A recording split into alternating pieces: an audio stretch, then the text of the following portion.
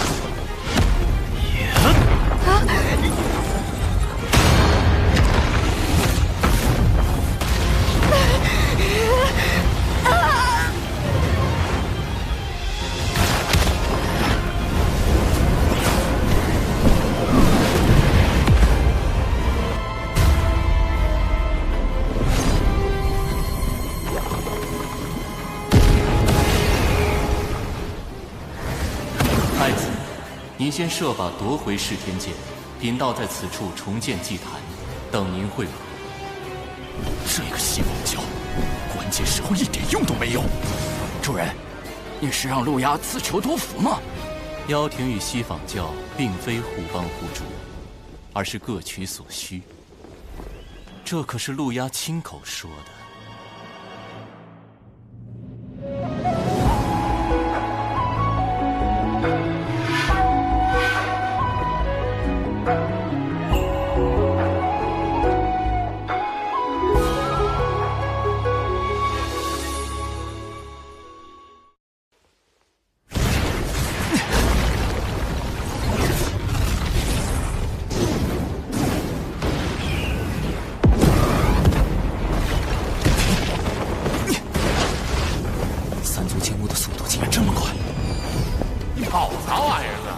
三河出老大在，让你刺头一样。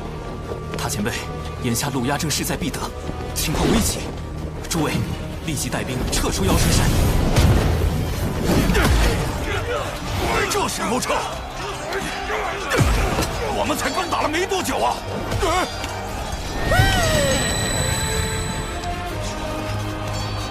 众天兵听令，撤！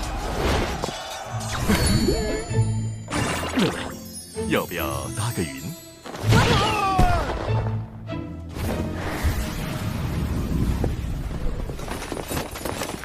天青和巫族联手也不过如此，快追！所有人已经安全撤离。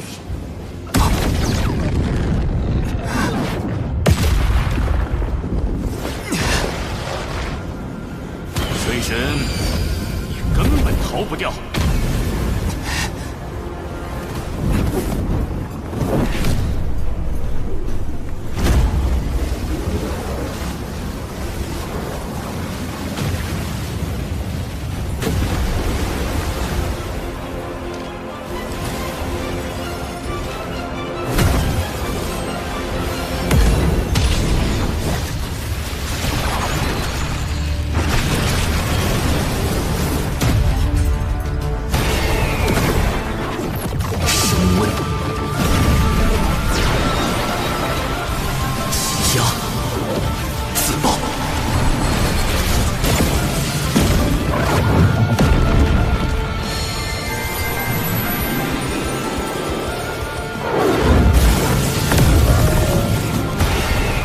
人灵暴阵，核爆！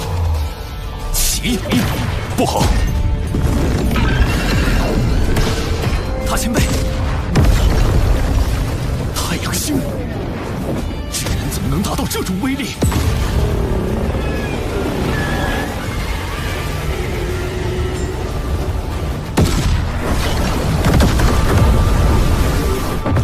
上次杀青场后，我将纸人灵暴阵进一步改良。将自爆纸人通过高强度压缩的方式挤压进球中，以达到更强的挤压爆破效果。之前攻入此山后，我便立刻安排了大量小纸人在山内埋下灵宝阵，看起来效果还不错。若能灭妖生山内10万妖兵，必能保天庭百年安稳。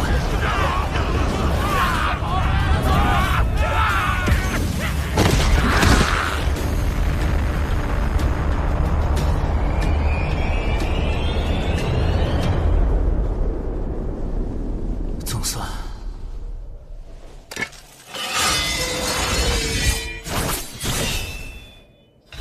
祭坛被毁后，噬天剑上的妖族禁制已破，其内精魄撑不了多久，得赶紧将他们送去转生。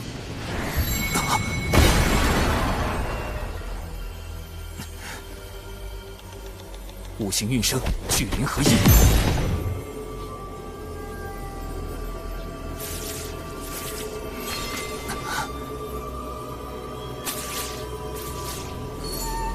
不行，这些精魄承受不了聚灵阵的法力波动。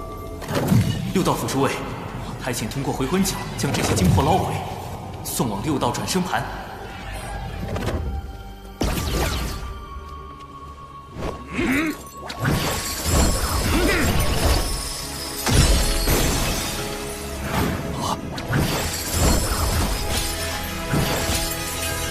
快停手！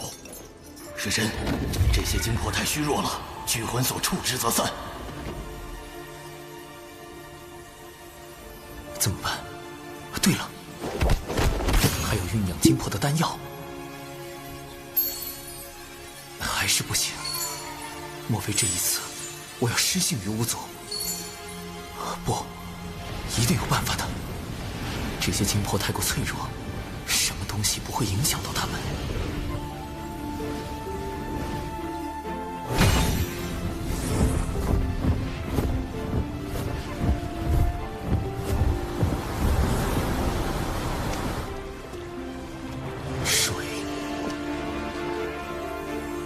上善若水，水利万物而不争。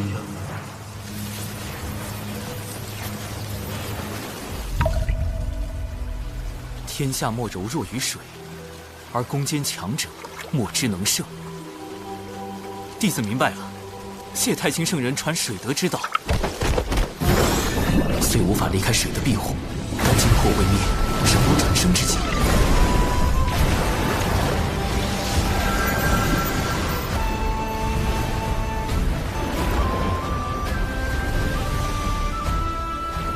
妖族战败必会退离，此地终会成为人族地盘。我再为你们加一道天道之力，应该能安稳不少。天庭水神长庚以神权宝器为证，订立此地规则。今后有饮下此地之水者，则受益精魄，孕育为婴孩，并得天庭庇佑，无病无灾，安度一生。这次行动不仅粉碎了妖庭的算计，还能拉一波巫族的好感，顺便收获了一笔不菲的功德。主人，现在的结局是你想要的吗？陆压得胜，与我较有利；陆压落败，我较亦得利。陆压能在洪荒潜藏这么多年，其后必有圣人相护。也许我们可借机一探究竟。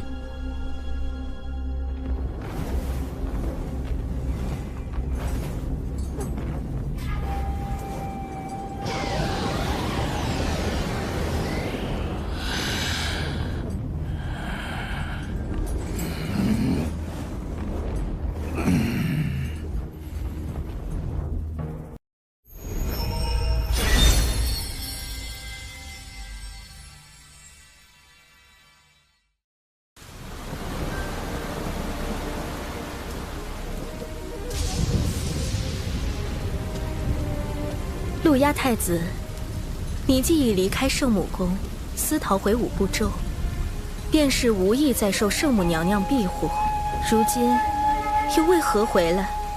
请仙子代我向娘娘解释。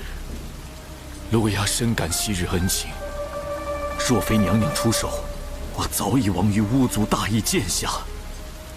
只是陆压身负妖庭大业，不敢苟且偷生，唯有拼死一搏，也为妖庭移民之志。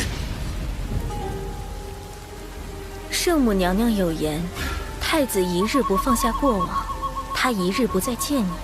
太子，请回吧。巫族射杀我兄弟，逼死我父母，我向他们报仇，有错吗？那天庭水神灭我妖生山10万妖兵，我妖族难道天地不容？该当自决。求娘娘为我，为妖族指条明路。唉，圣母娘娘，从前种种，譬如昨日死。路牙，吾受故人之托，照拂于你，这是最后一次。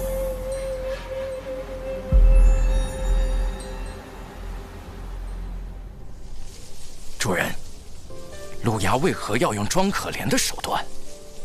哼，手段罢了，能达成目的，便是好算计。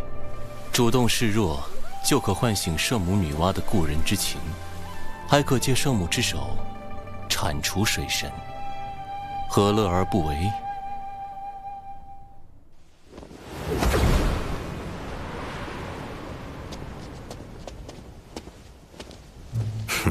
天庭重地，仙子止步。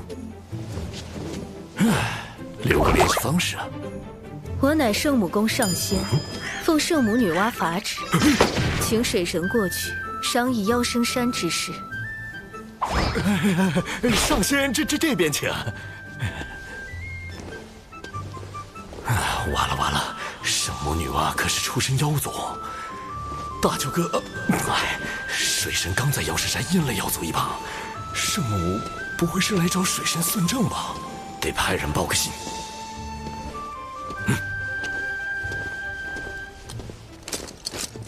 长庚爱卿此番大胜，不仅得巫族之心，未来可将巫族纳入强兵计划，更重创10万妖兵，令妖庭余孽一蹶不振。而今，吾方能安心下界历劫。报！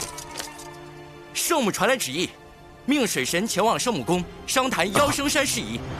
女娲师姐早已得到超脱，素来隐居天外，竟指明要找长庚爱卿，恐怕来者不善啊。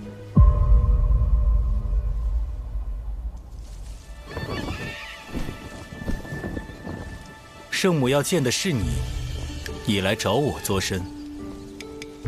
弟子近来读史书时有些疑惑。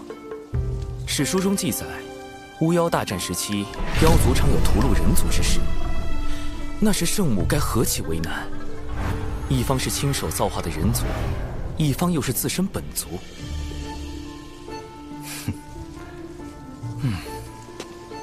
我猜你真正想问的是人族与妖族起冲突时，圣母会偏帮何方吧？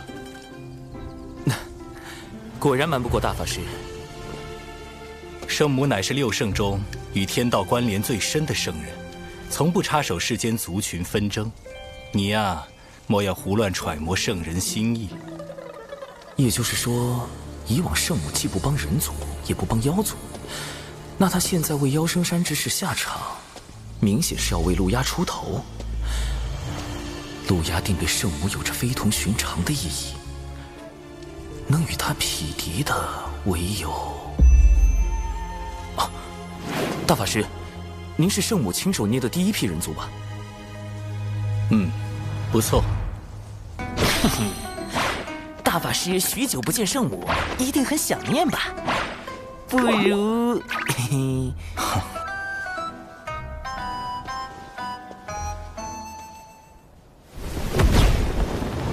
玄都师兄当真对水神在意的紧呢，连圣母娘娘召见他，师兄也要亲自护送。我多年未曾去圣母宫中拜见，这次刚好有机会，便一同去了。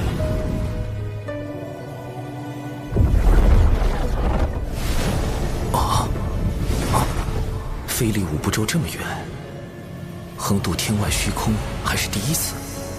但即便跃出洪荒这片天元地方的乾坤，仍然能感受到浩瀚的天道之力，在维持着天外虚空的秩序。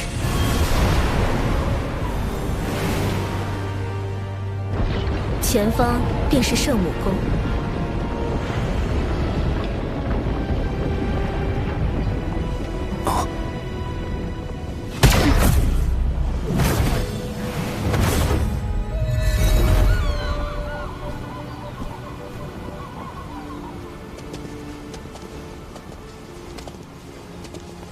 启禀圣母娘娘，水神已带到，玄都师兄也跟来了。玄都去别处玩耍，吾只见水神一人。玩耍？只见我？圣母这是几个意思？有什么话题不能当着大法师的面聊吗？长寿小心，宫殿内有陆压的气息，我会在暗处为你护法。切记，勿要冲撞圣母。玄都大法师的面子也不顶用了。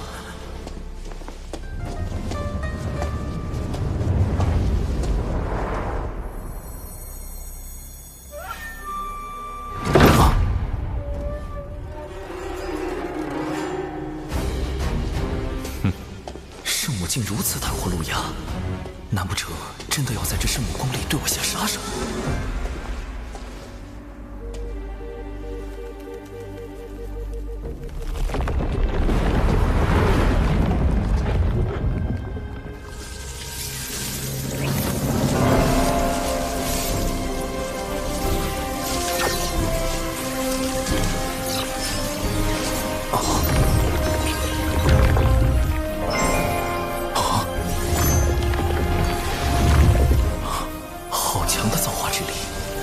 生机瞬间充满了整座宫殿。这个女子就是圣母女娲。娘娘，灭杀10万妖兵的柯镇恶，就是这个天庭水神的化身。破我妖生山大阵的，就是他妹妹柯乐儿。请娘娘为妖族做主。各族消长自有定数。人妖之争自有定理，不必多提。陆压，退下吧。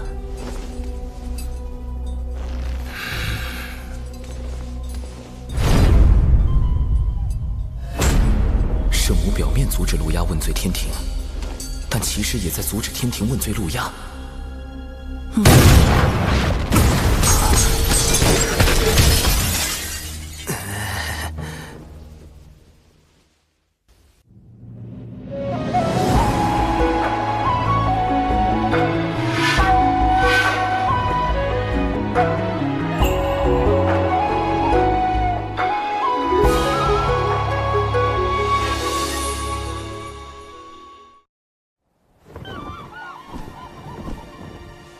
见过圣母。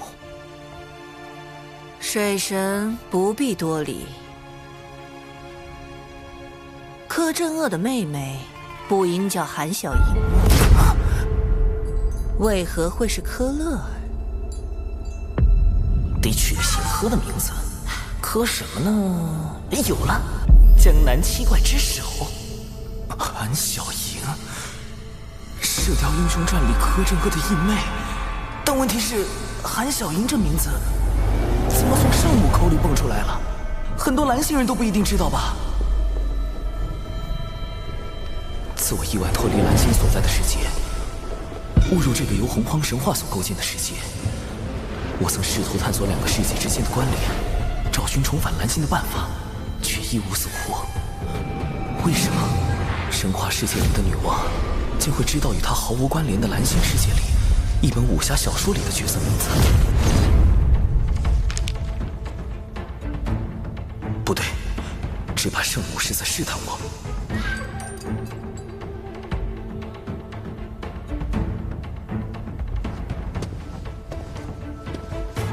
柯乐尔乃是敖乙将军给自己所取的化名，小神为与他配合，达成卧龙凤雏之计，故而取名柯镇恶，意为震慑恶煞。至于韩小莹，小神从未听过此人。卧龙凤雏这种蓝星人才懂的梗，圣母会察觉吗？未曾听过，只是巧合吗？没有反应。他是蓝星人的概率极低，但知道韩小莹，说明他必定接触过蓝星文化。是他曾经去过蓝星世界，还是他认识另一个蓝星人？他又为何要试探我？一，确认我来自蓝星，然后杀了我，防止蓝星的秘密被更多人知道。二，确认我来自蓝星后和我结盟，确保我能为他所用。木秀于林，风必摧之。无论是哪一种，都会给我招致灾祸。保险起见，绝对不能承认我是蓝星人。圣母至宝红绣球，他用此宝引来天道之力，要推演我的过往。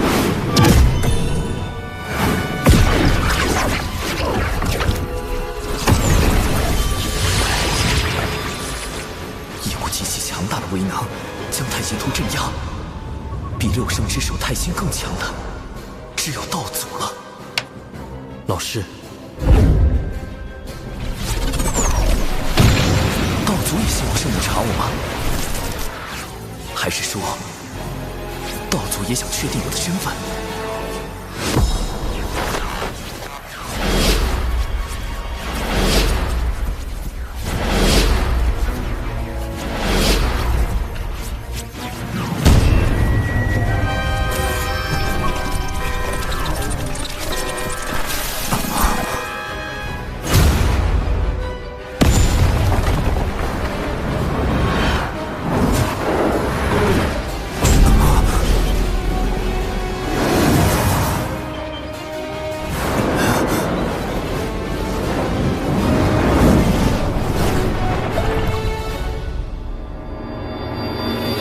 抓到你了！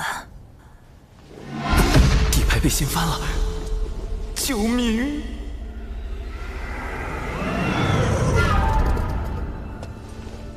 我不会为难你。你的经历虽然特殊，但能修成金仙，证明道祖与天道已经认可了你的存在。况且，无知故人也是如你这般的变数。圣母的故人和我一样来自蓝星，早在我之前就有蓝星前辈进入这个神话世界了。他会是谁？如今又去了何处？其他几位圣人也认识他吗？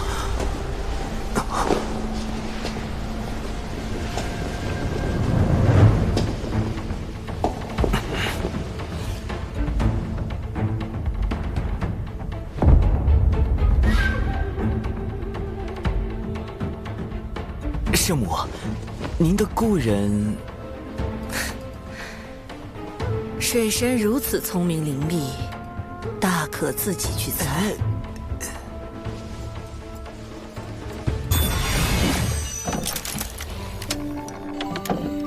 这是他指点我捏泥人时所唱的歌。可惜，你不是他。指点女娲去造人，那位蓝星前辈的行事这么浪漫，干脆叫他浪前辈算了。圣母找我就是想印证我是不是浪前辈，连圣母也寻不到，莫非浪前辈已遇难，还是化成了其他模样在躲着圣母？浪前辈如此张扬，天道、道祖和圣人们都有可能知晓蓝星的事，或者浪前辈就藏在他们之中。我的蓝星身份可能早就暴露，甚至已经被利用。苍天呐，事情越来越复杂了。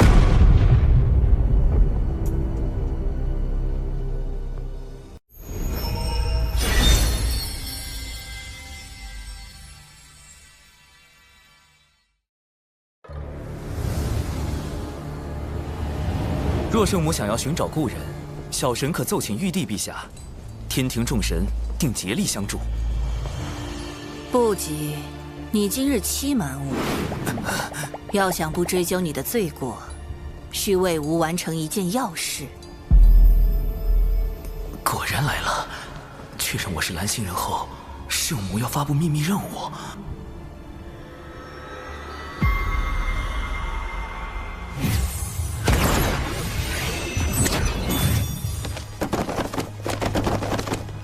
射雕英雄传、神雕侠侣、小李飞剑、明教教主张有基，这不是漫画书《快乐水》？这些画册吾已翻阅了数万年，可惜作画的故人不在，吾始终看不到结尾。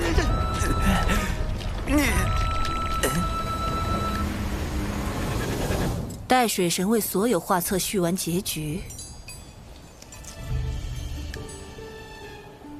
便可离开。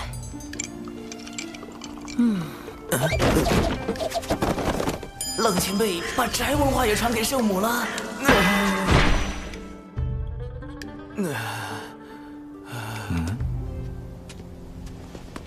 你与圣母谈得如何？总算是保住了小命，还莫名其妙画了几万页漫画，几万页啊！宅区圣人真的太可怕了，那位浪前辈实在太浪了。是我执着了，他不可能是你。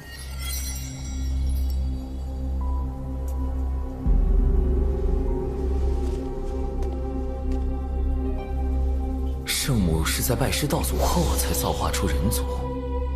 那时与圣母密切交往的大能，有他的老师道祖红军，和他的师兄道门三圣。那位故人，莫非就在这4位之中？道门三圣里，明面上最像浪前辈的，就是太清圣人。他知晓未来文道人的反叛，知晓封神大劫，乃至西游。而且他还将玄黄塔太极图放入我心神之中，既是保护，也是监视。恐怕他早已看破我是蓝星人。劫难将至，生机在天。难道他当初召我入兜率宫，就是想利用我的蓝星记忆来办事？至于圣母的老师道祖红军，他的确有资本指点圣母去造人，而且世间兴衰，各行其路。路亚，勿要强逆天命。路亚袭杀玉帝时，道祖虽出言劝阻，却未曾追究罪责，似有维护之意。道祖也希望圣母查我吗？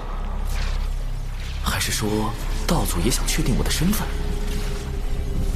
若道祖是浪前辈，他试探出我的身份后，为何迟迟没有后续行动？你的经历虽然特殊，但能修成金仙，证明道祖与天道已经认可了你的存在。若道祖不是浪前辈，他允许我这个蓝星人在洪荒行走，是源于对生灵的悲悯之心，还是另有目的？稳健起见，以不变应万变才是保命之道。眼下娘娘严令我不可再与天庭作对，既不能走明路，那便施以暗计。听殿下的意思，妖庭与我西坊教还有进一步合作的空间。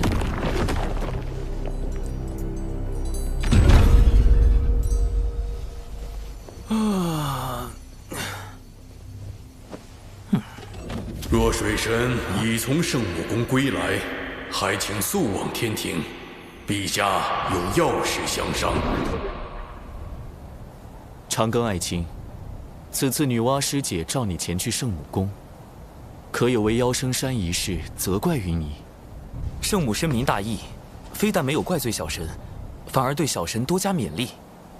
有女娲师姐约束，路亚应当会有所收敛，吾也可安心下界历劫。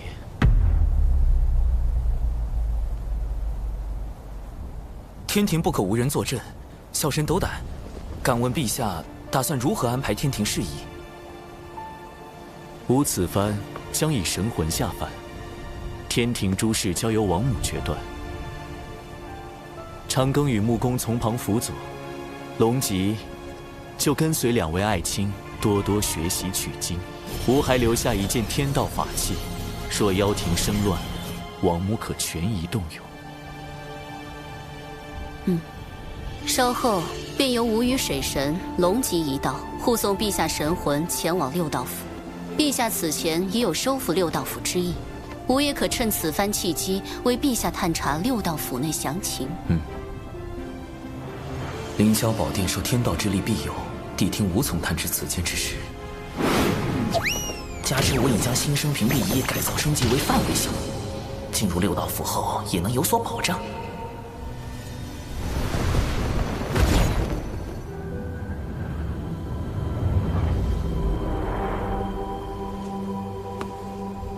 昊天下凡历劫之日就在今天，你如何得知？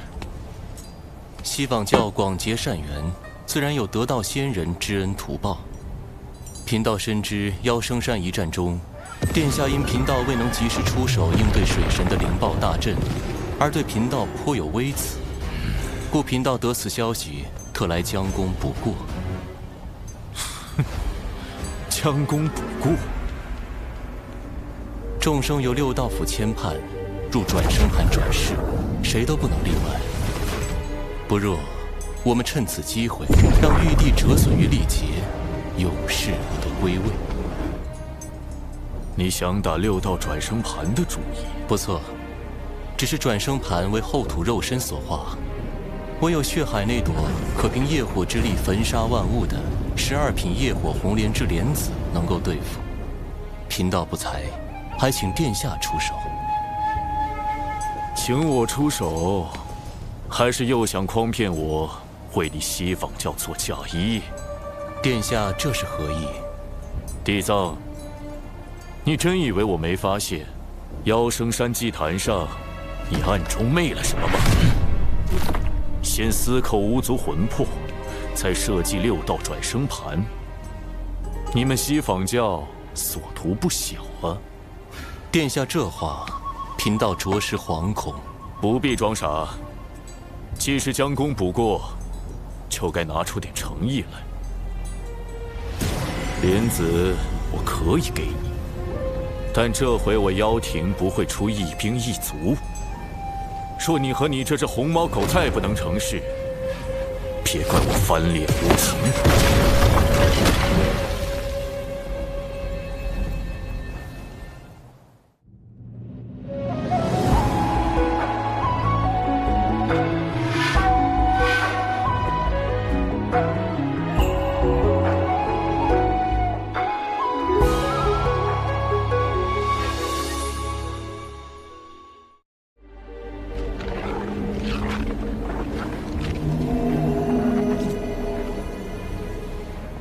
高明，假意向陆牙低头，实则借陆牙之名行自己的算计。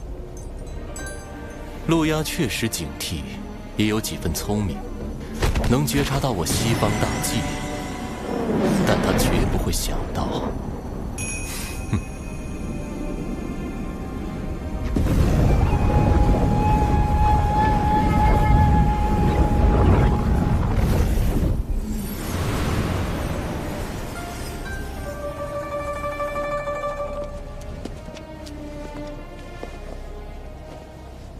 有劳判官为此神魂牵绊。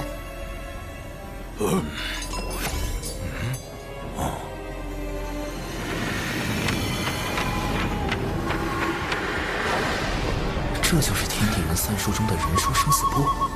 据说生死簿记载众生生卒年月时辰，一旦命格敲定，大罗金仙也无法逃脱。我总算见到真容。此神魂已由天道判法，可直接引忘忧汤，过奈桥，入六道转生盘。我领诸位前去。这就是大德后土肉身化作的六道转生盘吗？盘古劈开混沌，天地阴阳初分，往后世间皆宣此理。12祖由盘古肉身演化，后土娘娘遵盘古遗志，神化转生盘时取男女阴阳，化生万物之意，故变作了如此模样。大德后土果如传闻那般，大德慈悲，仁爱无疆。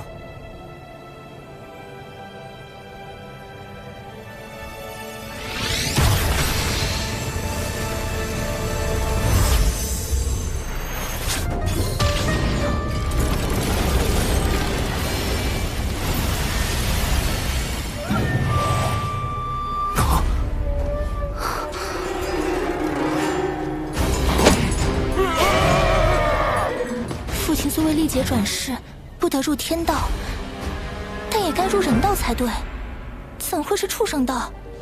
这明明该是人道，转生盘竟出了差错。转生盘有异，娘娘小心！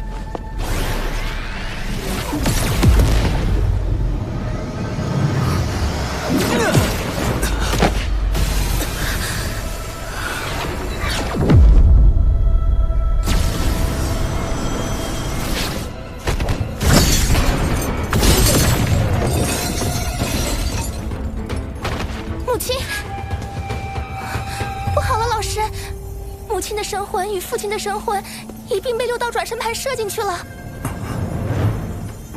母亲，一下得罪3个天庭大佬，咱这是要宣战！这可是天庭全神祖三思啊！祖，莫非早已化身6道转生盘的大德后土，还能与外界沟通？龙吉殿下，你先带娘娘离开。6道府此举是要与天庭为敌，吾族对天庭感激还来不及，怎会有敌对之意？妈说的没错，后土娘娘是我们巫族最温柔的族，这肯定是误会。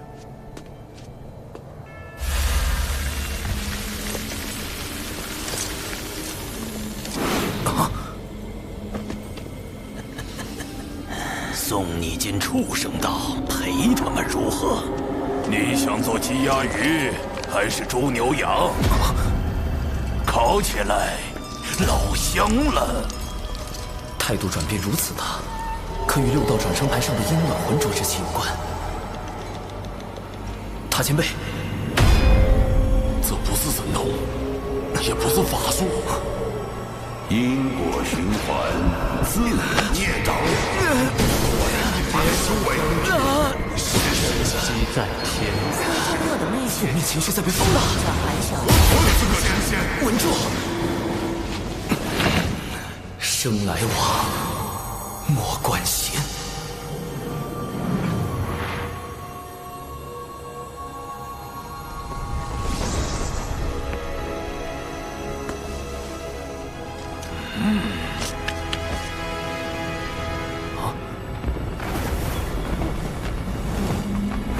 这气息是后土。你为何还不跪拜？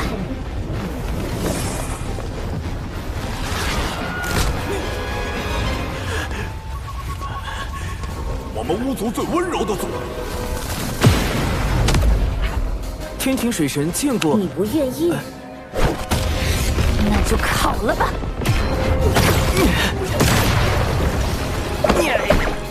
画风突变呐！这孩子地里待的脾气咋变这么差呢？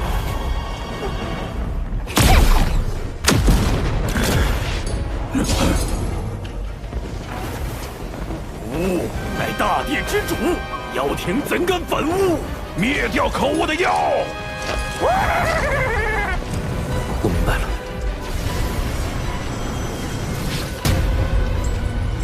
哼，把妖魂全投入幽冥道，让他们永受折磨。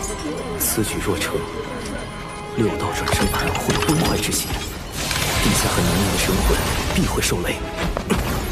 前辈，不经人书生死簿直接审判，会扰乱转生之路。且此举违逆天道，巫族必遭天罚。干我何事？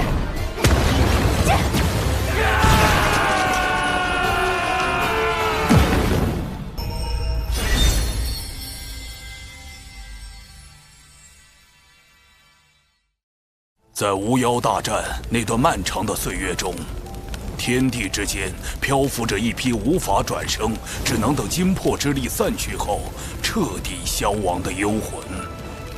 为偿还巫族各部在大战中犯下的杀孽，我们的祖后土娘娘以身化作6道转生盘。自此，众生精魄有了可归之处，但祖自己却永远留在了这洪荒大地的深处。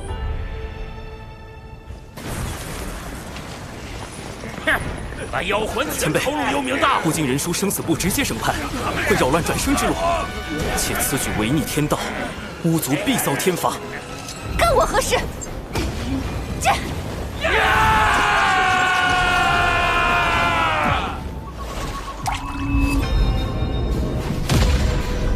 什么人？你可恶！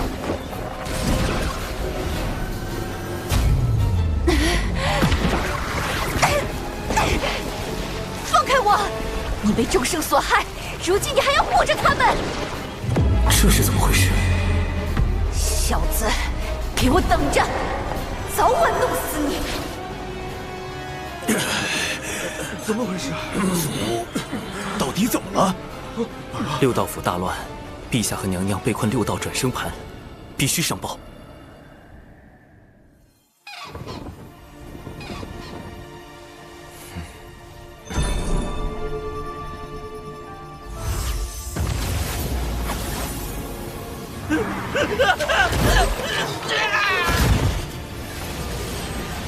2位师叔虽被困在转生盘内，但尚能抵挡6道之力，暂时无碍。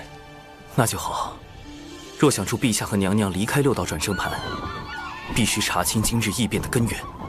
老师曾说，在巫族12祖巫中，对盘古神之道领悟最深的便是大德后土，但他所画的6道转生盘并不完整，具体弊端是何，或许得向另一位圣人请教。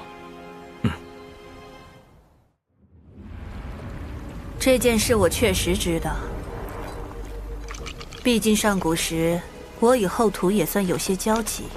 上次差点把我牢底掀翻，这次务必小心。还请圣母解惑。哼，你见到的是后土，也非后土。你当知世间万物若开灵智，便有七情。他们转生之时，哪怕饮下忘忧汤，没了记忆，仍会保留一丝微弱的情绪。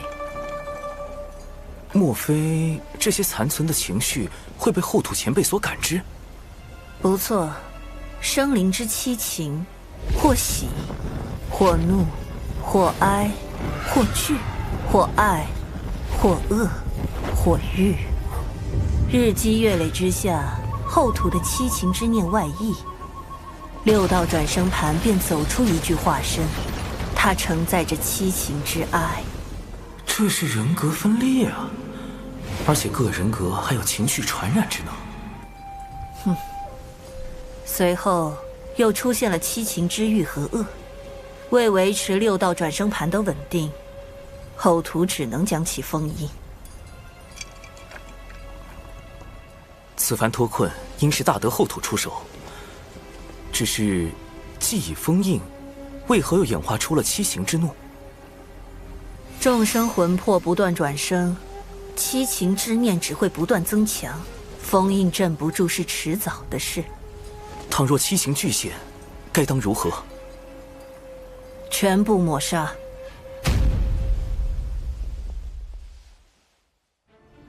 主人，后土七情真的不该存在吗？你已听到巫族心声，自当明白，如此方能杜绝寻思之弊端，让生灵转生更加公允。后土娘娘可是大善巫啊！安静，这一次我倒要看看水神如何应对。可后土前辈会彻底沦为天道法器？这是保护生灵转生不受影响最有效的办法。但你与我们不同，或许你能帮他。你若能想出办法帮后土度过这次危机，天道定会给你降下大笔功德。这是在暗示道祖默许我相助后土。稳妥起见，得拉上大法师一起干，然后再多请些道门高手来助阵，实力强的高手，道心稳的高手，不为七情所扰的高手，还有，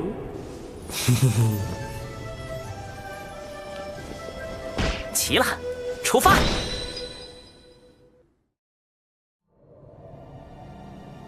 大德后土曾封印过七情化身，眼下唯有进入六道转生盘，找他问出封印之法。放心，包在我们身上。多宝师弟莫不是忘了，来的可不止你们截教。原以为有上次在灵山的合作，产劫关系会有所缓和，结果七情化身为保全自己，必会趁机阻拦，到时还望诸位前辈出手相助。长庚道友，六道转生盘是大德后土以自身所创的转生大道为根基，构建出的独立于洪荒的小世界。化身进入其中，便会与本体直接失去感应。哎，小子，这次你可用不了化身了。让本体进入一个未知的、陌生的、绝对封闭的空间，太稳健了。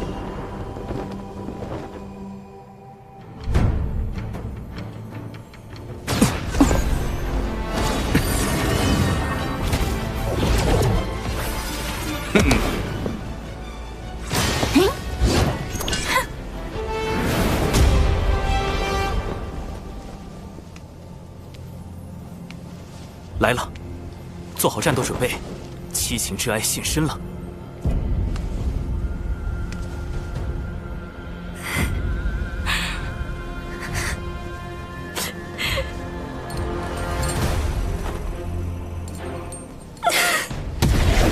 仅一声呜咽，就险些让我道心失衡。好在大家足够坚韧。贫道想起我龙族昔日惨状，这泪实在忍不住呀。我们也撑不住了。阵亡加散。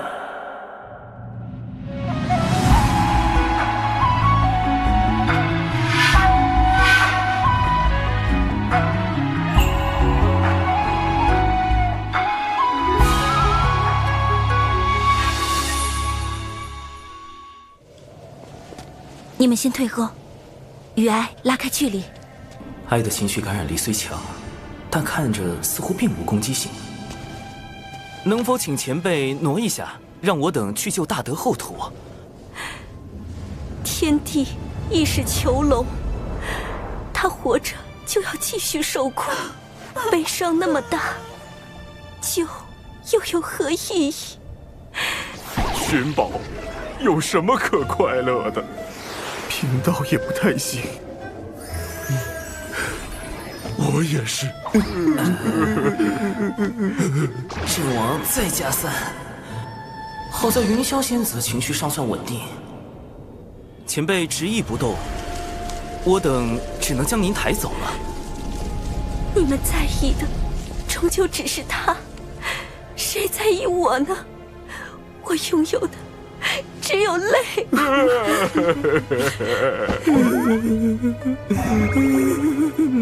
前辈，你与大德后土本就互为一体，救他其实意在救您，得罪了。不，为什么要这样对我？我不要！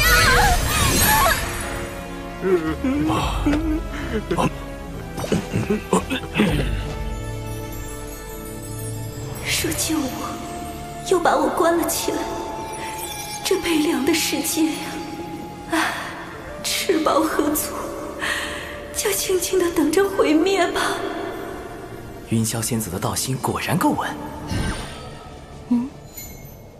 仙子，我最近劳心劳力，肩颈酸痛，你看能不能帮我按摩下？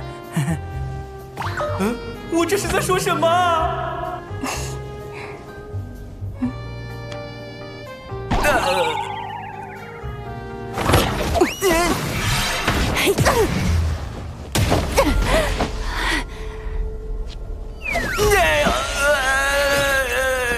这到底是什么情况？早说过，靠哭哭啼啼可搞不定。不过也好，毕竟欲望是难以抑制的，努力一把，才知道什么是绝望。七情之欲。不过，普通生灵确实难抵挡欲望，但我身边这位可是道门大师兄。那个长庚啊，后面先交给你了，为美梦与安眠，不可辜负。别睡呀，起来打怪呀，大法师！您的欲望就只是睡觉吗？没点别的追求吗？我很好奇，你的欲望是什么？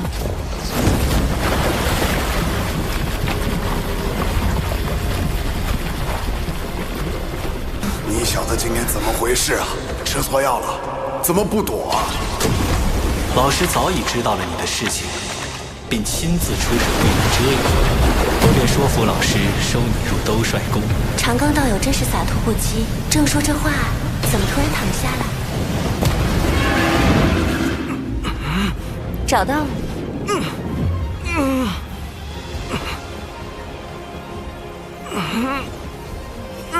让我看看你的真面目。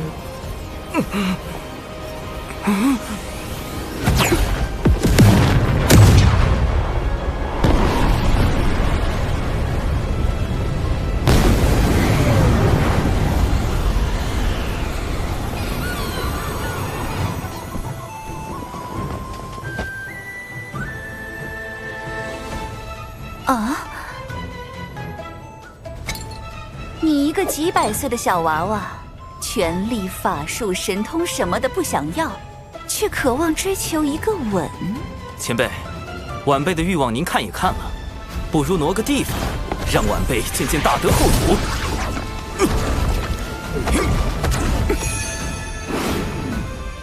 放心，七情化身交给我们，一切小心。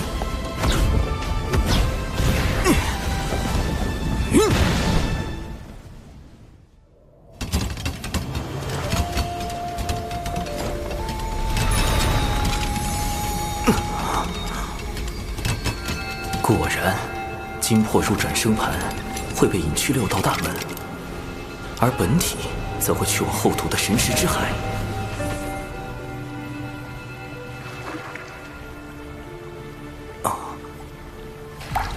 你来了。那应是现世的七行之力吧？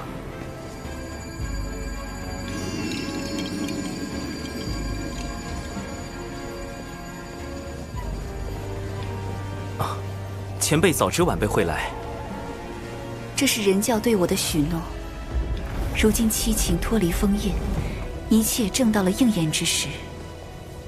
前辈，晚辈要如何做才能助您镇压七情化身？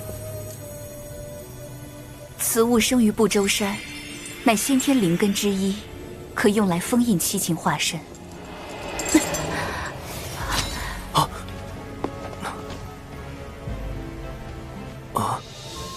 这是先天10大灵根之首的葫芦藤。据说此藤共结下7个葫芦，每一个都是先天灵宝，而且还成为了圣人的随身之物。其中就有用来收孙大圣的紫金红葫芦。先前灵藤不知何故突然枯竭，致使七情化身从封印脱出。偏偏赶在玉帝转生之时，我以清净元神之力将此修复，或可助你们封印七情化身。晚辈定不负前辈所托，只是七情化身如此厉害，晚辈应当如何应对？稍后，你们可进入我的元神查看。你需在那里设法均衡七情化身之力，并用灵藤将它们收束。你们进入我元神之事，必定瞒不过他们，务必小心。晚辈明白。若不能封印七情化身，6道转生盘将会受损，世间亡者将再也无法安息。一切都交给你们了。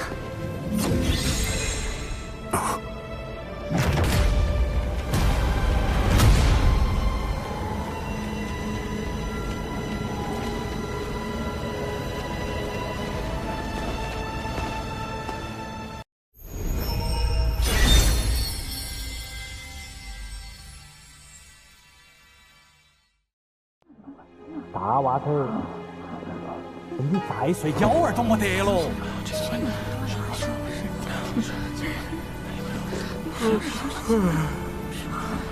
怎么这么吵啊？这什么情况？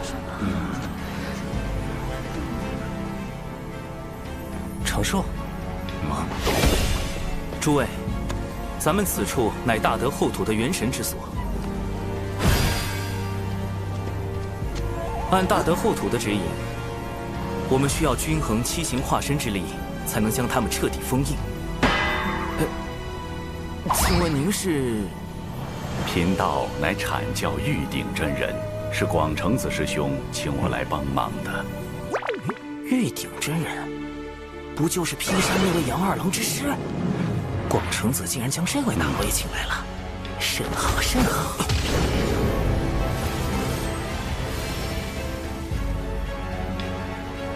此时七情之力中，恶最强，小哀、欲、怒次之，其后是惧，最后是爱与喜。我们要做的是分头行动，弱化恶、哀、欲这3个化身的同时，维持怒惧的现状，并强化爱喜这2个化身。当这灵堂上的7颗珠子同时亮起，便代表七情化身已被封印。今日仰仗诸位了。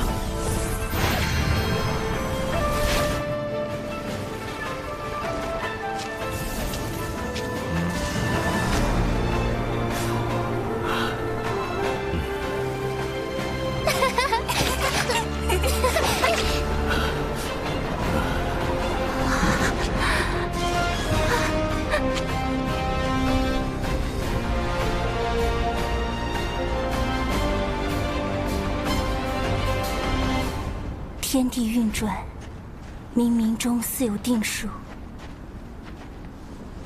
修仙之人，真能摆脱命运的掌控吗？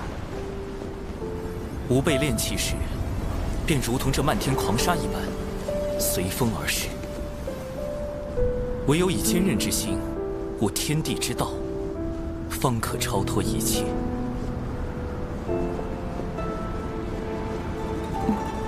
就在这里开始吧。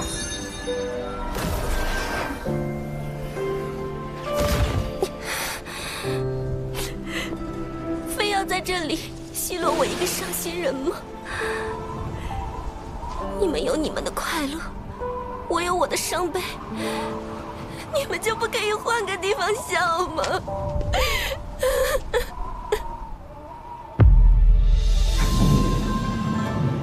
喂，你说我们要怎么对付喜爱这2个七情化身啊？那还不简单？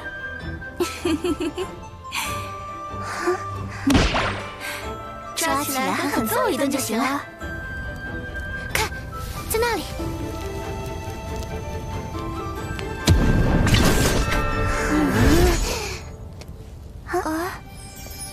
小姐姐，你们是来找我们的吗？你们跟我们一样是双生，来，姐姐跟我们一起玩耍吧。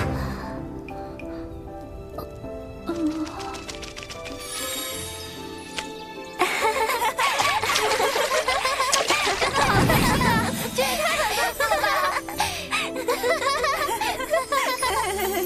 是啊，我们是来干什么的来着？不妙啊！这喜之化身根本没有我们想的那么弱。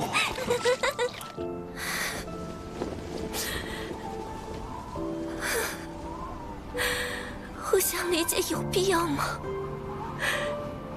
真的有人想要去理解对方吗？不过是为了得到回应，才去假装做出一副理解别人的模样吧？不累吗？你此前说过，所有的一切都源自于生灵对外界的感知，一切都不存在任何意义。但这些意义又是谁在定义呢？是你吗？你不就是真实存在的吗？可我的存在是需要被抹除的，依然是虚假的。不能让我就这样消失吗？对你自身而言，或许没有意义，但对于需要你们相助的人，很有意义。一直躲在这里不敢走出去，怕伤害到别人的你，与那个背负了一切苦难，还想着去帮助旁人的他，终究只是同一个生灵罢了，一样的温柔啊。我能帮上他什么？我只是一个只知道悲伤和绝望的废物罢了。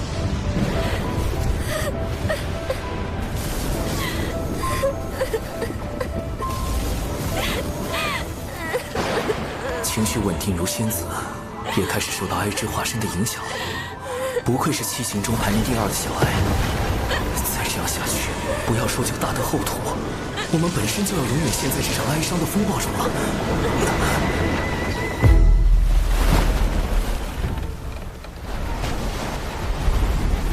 来了。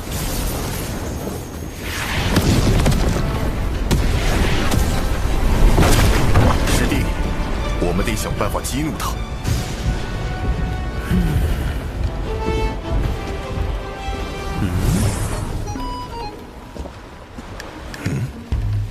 师弟，唉，这个化身也太弱了，要不咱们放了他吧？欺负这种小不点儿也没意思。你说谁？是小不点！别自卑，相信自己，你会变强的，慢慢来嘛，相信我。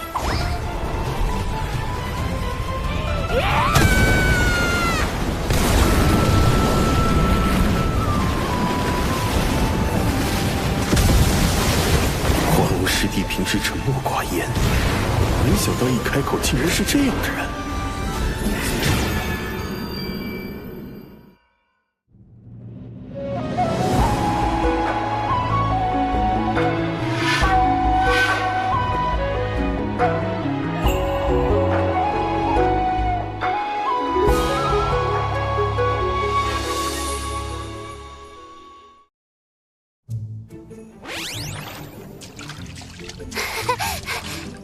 大师兄，你别光看着呀！哎呀，我这张老脸呐，不要也罢。好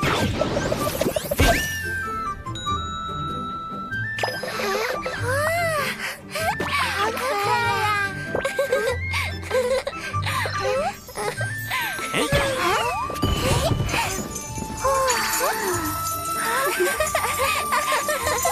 既然喜那么强，我们就让他喜极而泣，乐极生悲。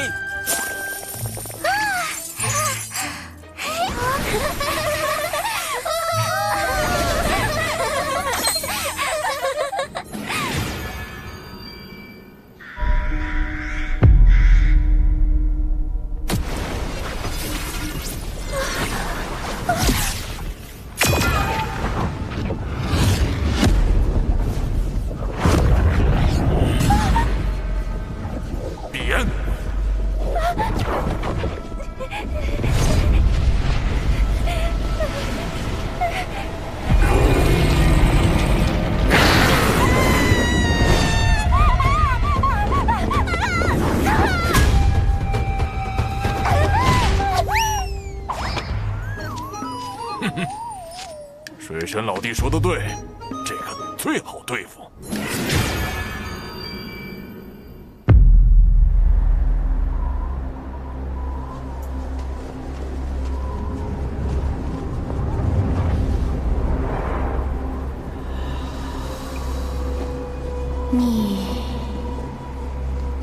望什么？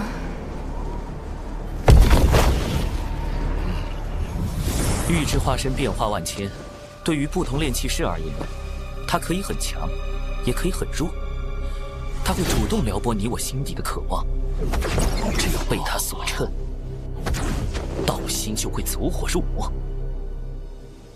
哼，我刚好带着一些让道心宁静的法器，各位若是在交手时被玉质化身影响到，可以拿出来看看。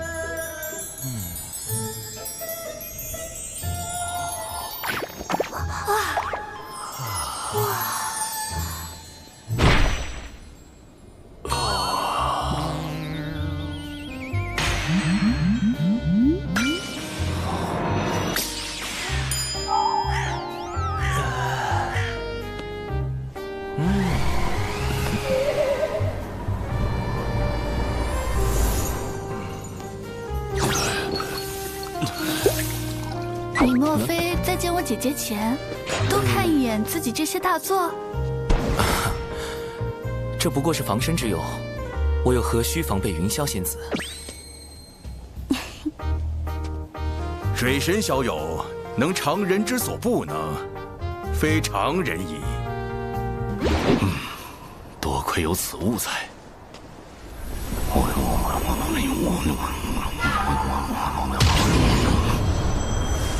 道友，还请过我这关。就凭你？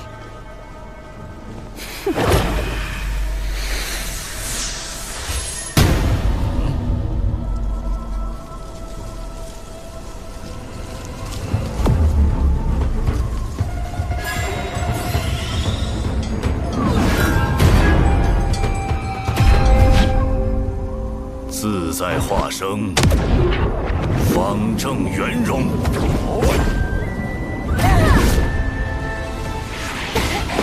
你竟能挡我！七情拆解，无非心意；六欲所指，皆由心生。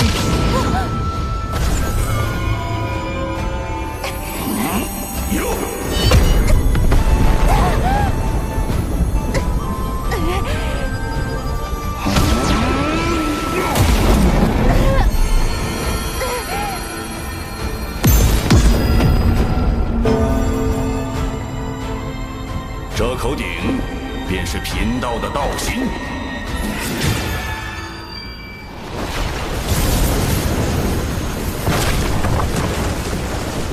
有了，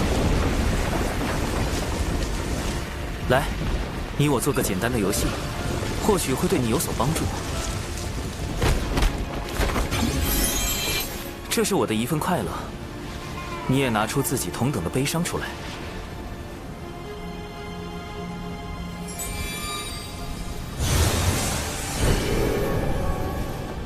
你说，这里面是愉悦还是悲伤？都不是，是情绪的混沌。混沌生阴阳，所以就有5成可能是悲伤，5成可能是愉悦，对吗？似乎是这样。那假如这块黑布你一直不去掀开，悲伤和愉悦可以算是同时存在的，对吗？也可以这么说。所以在此刻，悲伤和愉悦已经叠加在了一起。那你向前看，下一刻、下一个时辰，或者更远了，那里的情绪是不是也是5成可能是悲伤，5成可能是愉悦？不，你说的这些都是歪理，我根本活不到那么远。那你说，这里面一定是悲伤吗？悲伤并不是你存在的意义，感受生灵的悲伤才是。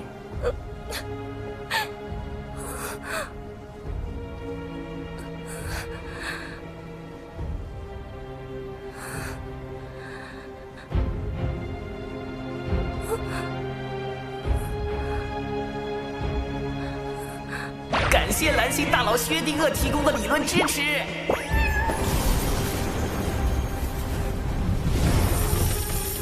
七情中喜、爱、怒、惧、欲5情一倾向稳定，小安也即将被我说服。接下来就差大法师那边了。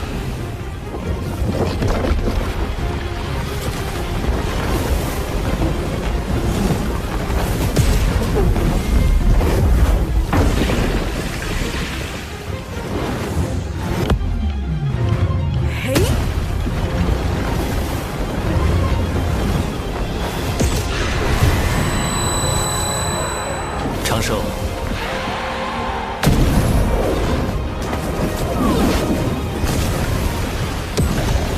看样子我可能要费点劲儿了。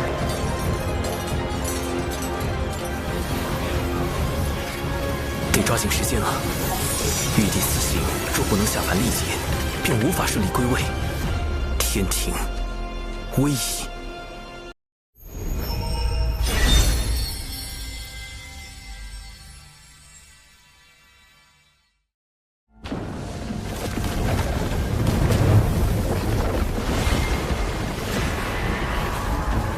还以为你们去做什么了，竟然是去喊帮手，我就先杀了你。道友，我们不如玩一个把戏。你看，我拿出一部分善念，你拿出同等的恶念，让他们……谁跟你玩把戏？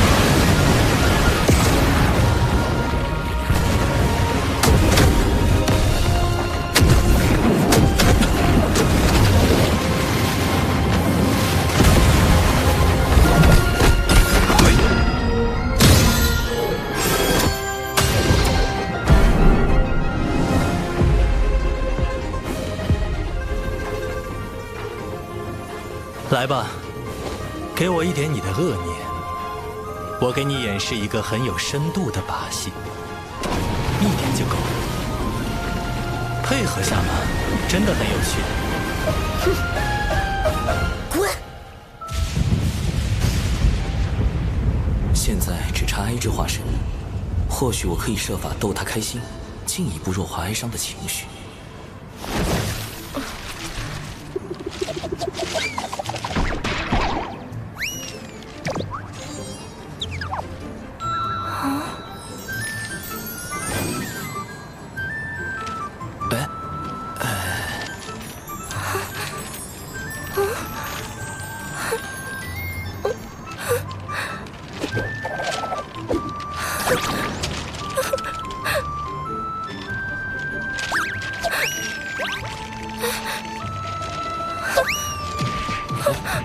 推不掉了。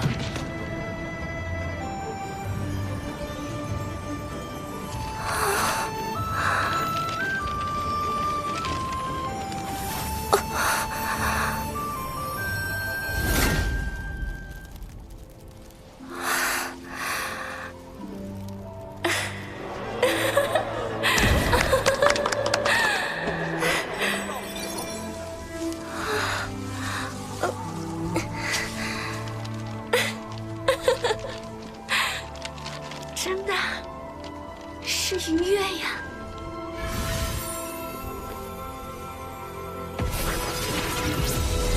虽然知道你们不是为了我，但我还是因你们产生了点不该有的念想。只是既然最后都是虚假，为何要有开始呢？我怎么这么悲惨？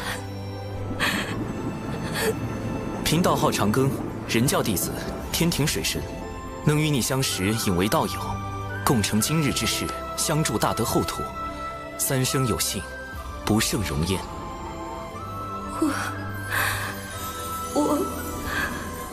我是众生赋予后土的爱情，我既是后土。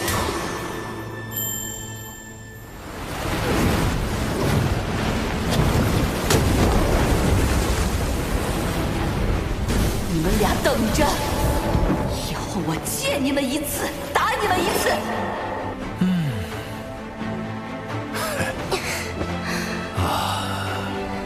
大姐姐，谢谢。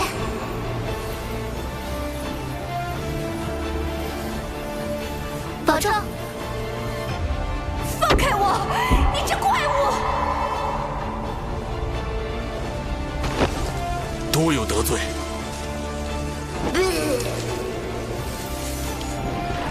你等着，等我有机会，定要把你头发剃光，头上刻个绿毛龟。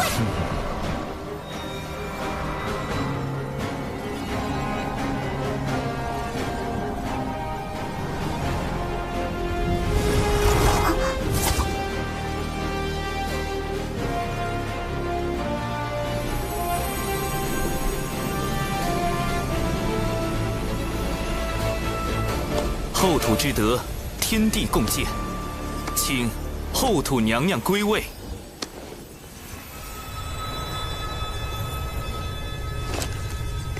大德后土，务实传声，众生感业愿，永世不绝。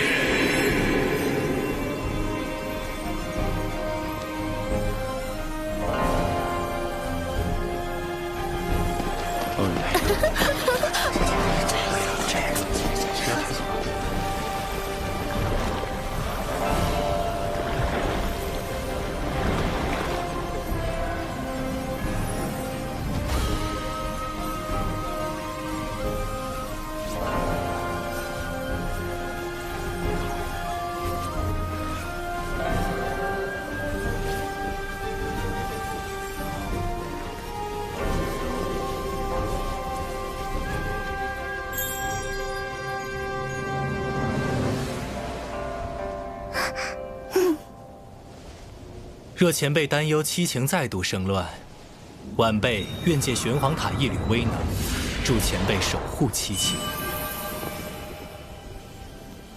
多谢。昔年我身化转生盘，便是抱着苍生大爱之情，制定此地转生细则时，更是抱着对罪恶的憎恶之情，和对善良的敬仰之情。若要我斩断七情，世间便再无转生盘，再无六道符。若无情，便无我。众生之苦，我来背负；众生之怨，我来承受；众生之恨，我来忍受。我自身之哀、恶、欲、喜、惧、爱、怒，为何不能由我来包容？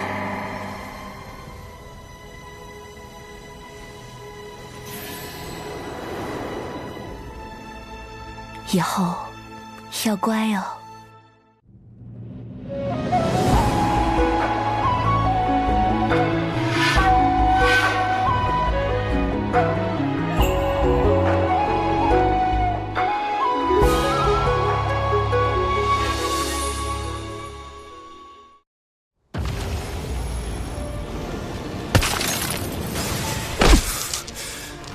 无情便无我吗？我本以为身为天道法器，理应摒弃七情，方可做到公允。然而后土拥有如此包容万物的大爱之力，竟令我也产生了几分动摇之心。大德后土，贫道受教。主人，这水神可太厉害了，你斗不过他的。哼，到底是我疏忽了，毕竟我还有10层算计。主人，你厚脸皮的境界可更高深了。少啰嗦。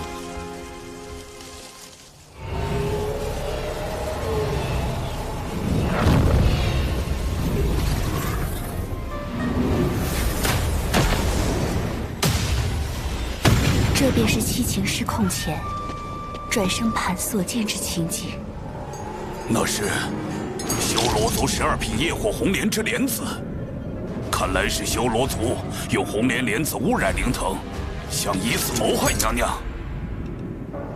修罗族一向听命于西方教和路亚，七情生乱的时机，又恰逢玉帝历劫转世，此番极可能又是路亚与西方教的毒计。后土前辈放心，此事晚辈定会追查到底，不让六道府白白遭难。有水神作保，我自然安心。只是为护玉帝神魂，王母神魂亦有所损伤，且从未有过神魂进入转生盘而不入转生道之先例。稳妥起见，王母神魂也需随玉帝一道下凡。有劳后土前辈。晚辈还有一事想与后土前辈、判官及乌牛、乌马2位元帅商议。水神请讲。天庭出力，正是广纳良才之时。玉帝陛下此前就有意招揽六道府，此番王母亲送玉帝神魂下凡，亦是为了此事。只是，眼下王母神魂已随玉帝陛下转生，龙吉殿下需坐镇天庭。便只好由我来带玉帝陛下与王母，问问诸位意思。六道府并入天庭体系，就能得天道之力庇佑。妈，你觉得怎么样？判官意下如何？六道府巫族能得天庭赏识，实乃幸事。只是，判官可是有什么顾虑？六道府并无顾虑。而是巫族还有一支血脉，自巫妖大战后便退居北周苦寒之地，同族水深火热，我心中一直挂念。不知六道府归天后，可否请水神对北周巫族也施以援手？这并非难事。玉帝陛下与王母归位后，我会及时禀明前辈心愿。多谢水神。如此一来，六道府顺利上天。天庭就得到了巫族这一大助力。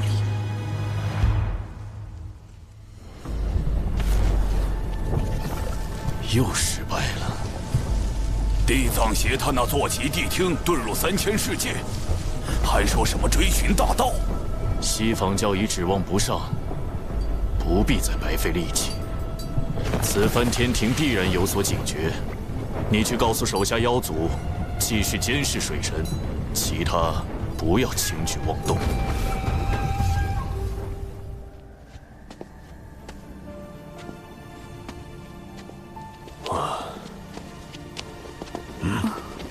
大德后土单独将你留下，可是小师叔下凡历劫之事出了差错。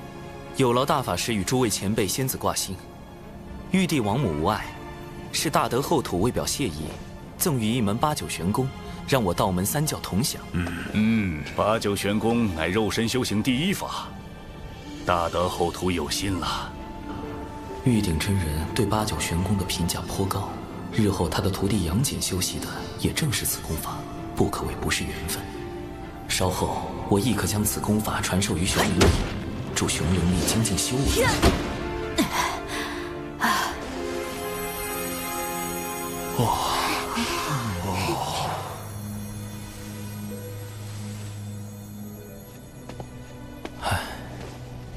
水神老弟，怎么领了功德还这么闷闷不乐？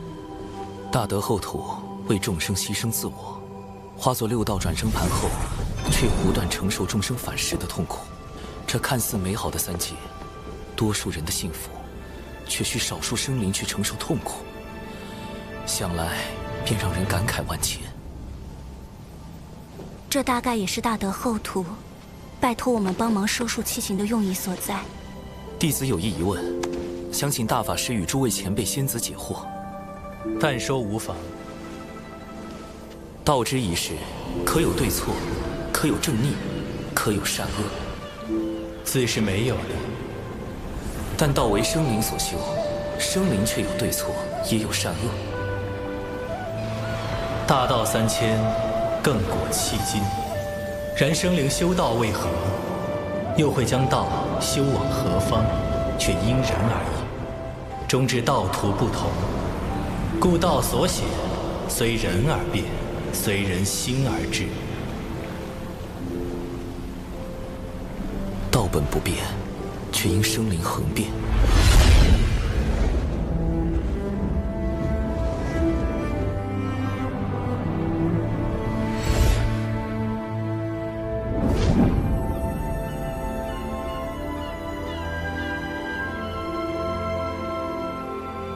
能否有一种道，可均衡生灵之变，使大道恒长？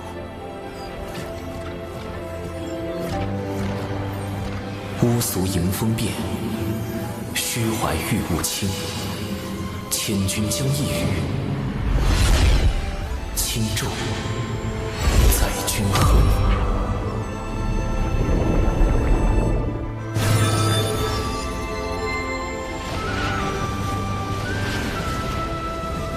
长庚道友这是悟道了。道基圆满，道心无垢。长庚这么年轻就能悟道至此，来日前途不可限量。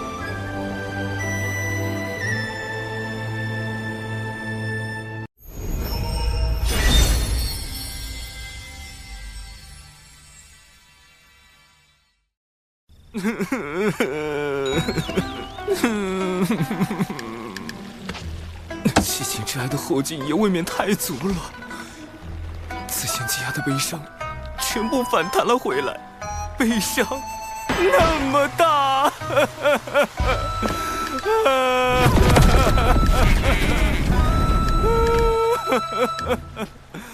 后土之事证明了，劫难并非是主观说躲开就已躲开，即便是实力如此强横的后土，也难逃算计。封神劫前诸多变数，我该如何破局，才能保全道门和人族？变数1，圣母女娲力保路亚，我想通过杀死路亚来改变封神大劫的计划，被迫搁置。变数2，洪荒里存在另一个蓝星人浪前辈，他也知道封神大劫的未来，无论他对于大劫的态度是什么，都极有可能影响到我的行动。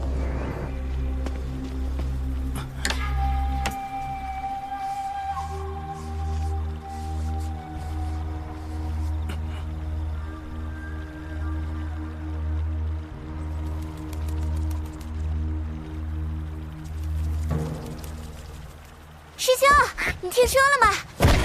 玄都大法师生孩子了，那孩子就在天庭。是。这可是人教的大喜事。据一位不愿表明身份的仙界内部人士透露，大法师修行阴阳大道时，往太极图上一坐，天地交改，然后就文字经3000遍。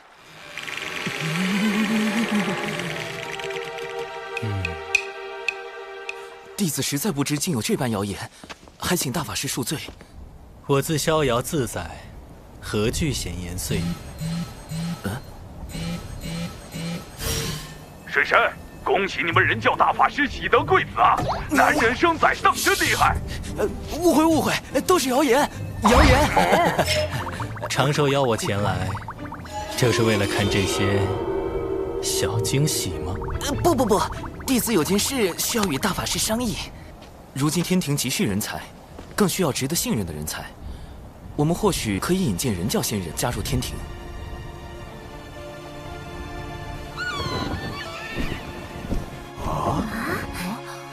师父，这是大法师赐下的增寿酒，能增寿元，提修为。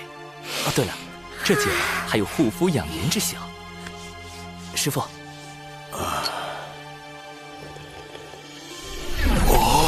师父步入真仙境，便可以上天庭任职了。我突破到真仙境了，我修到了仙生巅峰。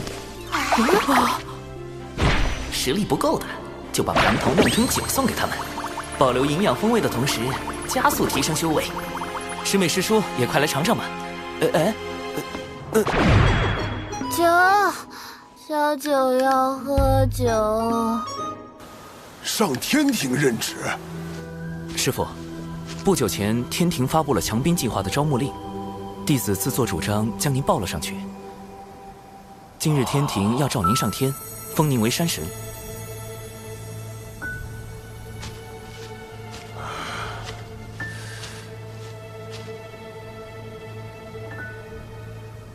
我啊！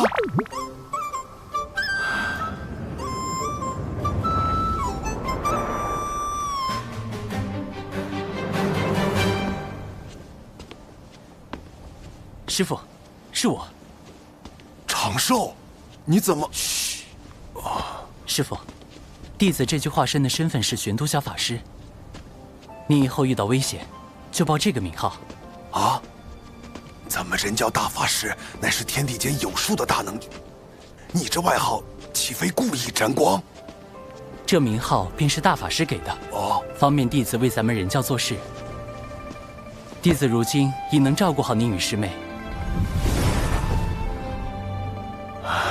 接下来恕弟子不敬，你我也道友互称，若您跟弟子的关系暴露，恐会招来祸事。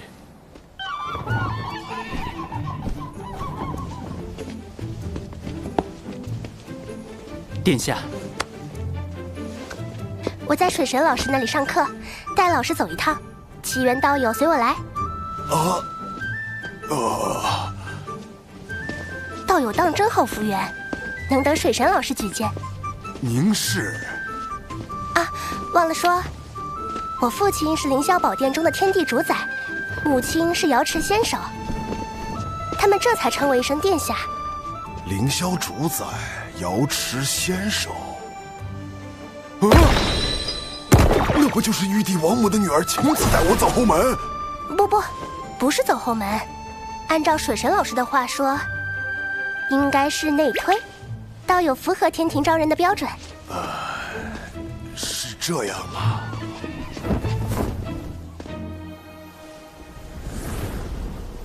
能得水神举荐，道友定是人教高卓贤，定是高品性之良才啊！多谢道友。不必客气，我乃东木宫水神好友，今特来送道友上任。东木宫，天庭南仙之首亲自送我上任，这后门都快走成正门了吧？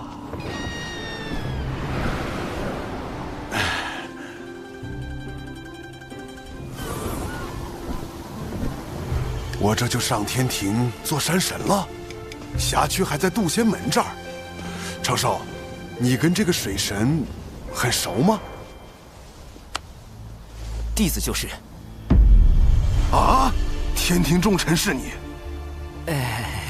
龙姬公主的老师是你？东木宫的好友是你？玄都小法师也是你？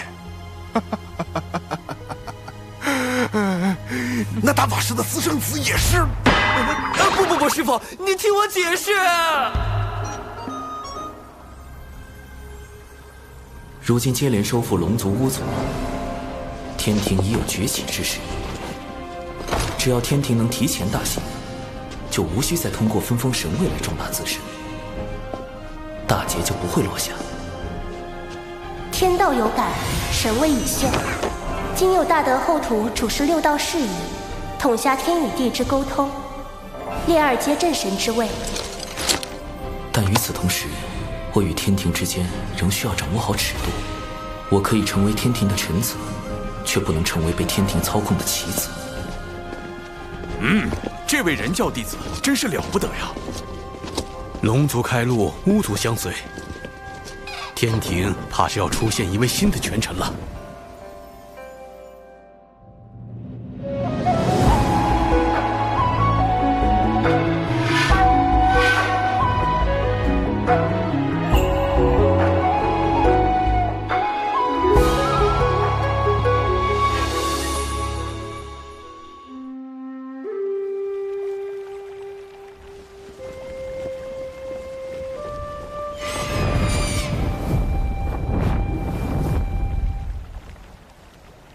看来大德后土之事，令你感悟良多。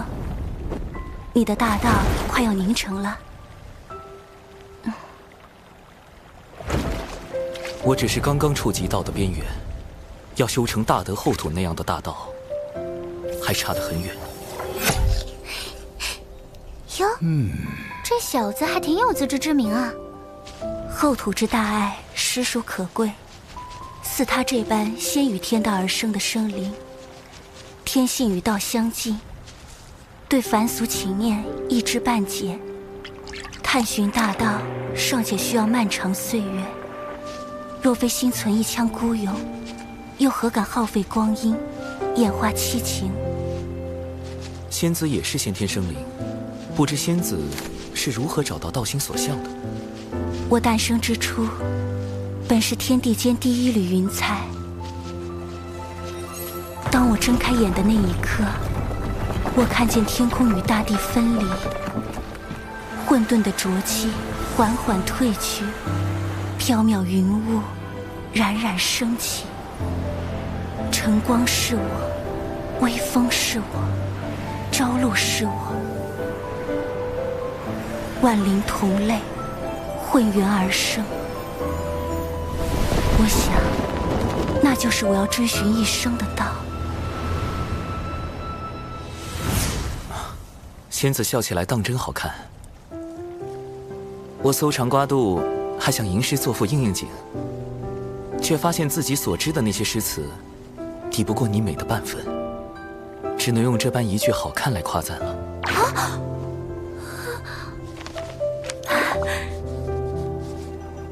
今日你怎的多了这般言语？常听人说，先天生灵以道性居多，修行越久，越是忘情灭性；而后天生灵则以人性为主，实力越强，越会彰显私欲。仙子觉得，道性与人性，孰轻孰重？道性与人性，本就是此消彼长，自然需坚定道心。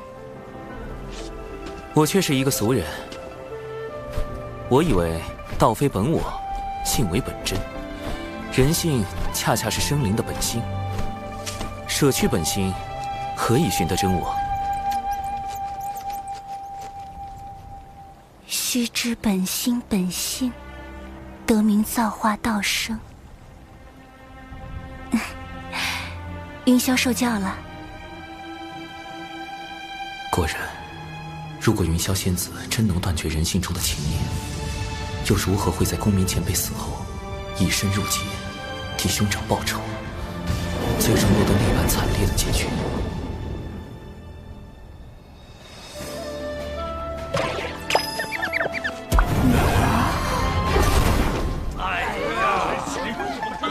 别吵，别吵，嘘，还能听到些声音。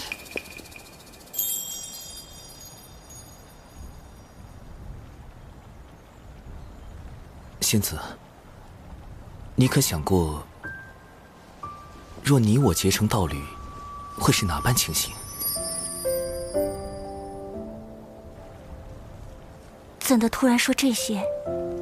我与你此时只是相熟，虽彼此有心意，但此路漫漫，言之过早矣。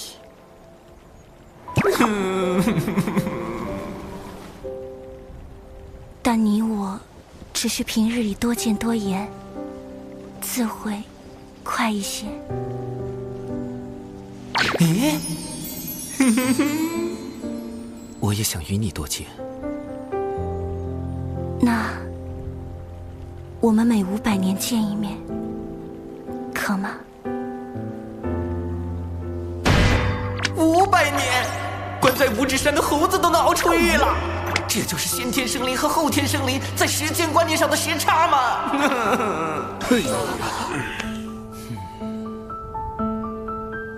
这枚落宝铜钱，还请仙子收下。你我之交，本应淡如水才是，怎的还要赠我灵宝？此物放在仙子这里，我最安心。倘若封神大劫避无可避，有了此物，或能帮公民前辈挡灾。降低云霄仙子入劫的因果。我知你有你的缘由，你不便说，我便不问。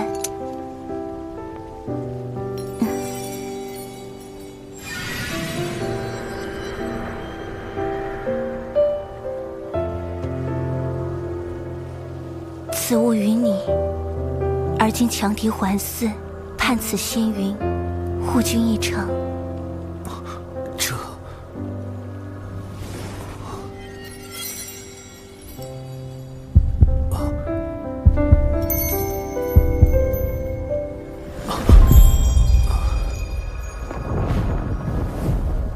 亲赠一缕青丝，我还一份因果。那仙子，500年后见。大家把什么给他了？啊，我们该不会要多出个姐夫了吧？难怪那家伙喊我就是前辈，喊云霄师妹就是仙子。让我看看这小老弟打的什么鬼主意。你们仗着法宝如此窥探，难道不怕云霄师妹教训起来？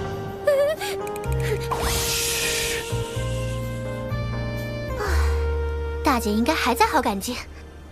好感境是什么？修成道侣的几个境界呀？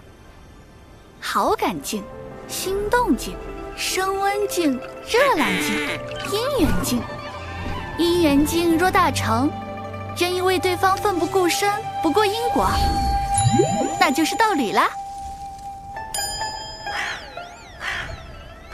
能得大妹欣赏已经很难得了，要想让不食人间烟火的先天生灵为一个人奋不顾身，水神老弟任重道远呐。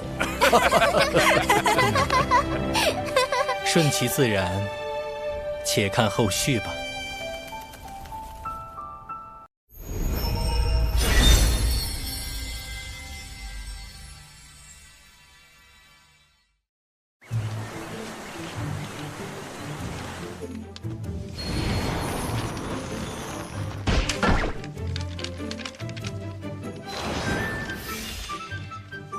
师兄真是的，一定要让我带这么多东西吗？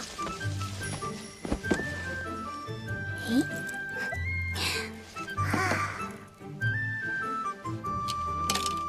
下山修行不快乐吗？出去有那么危险吗？天还能不是这片天？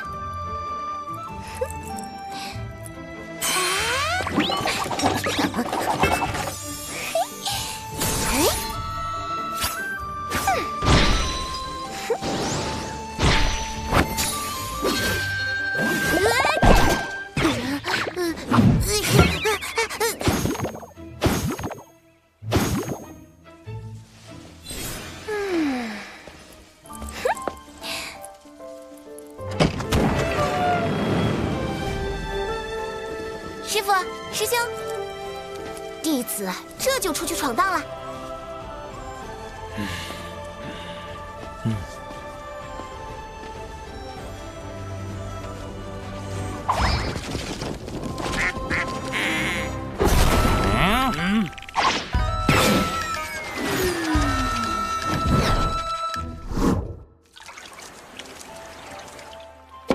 我要修成真仙，我要下山历练。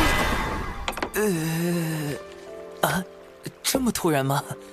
师兄，师傅都去天庭了，我也要去。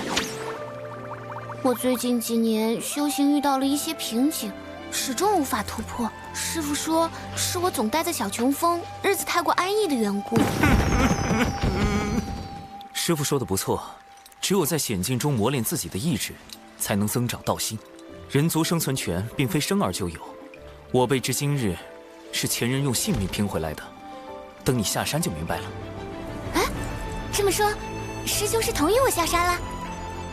我会交给你3个任务，限期3年，完成之后，想必你也应该突破了。为师是不是该跟上去，护灵儿一场？师父，师妹不是任何人的依附，也不是小琼峰的一个摆件。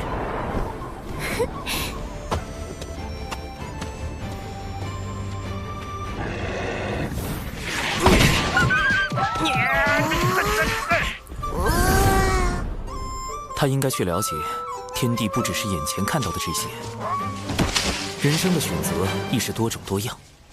那时，他才能开辟出自己的道。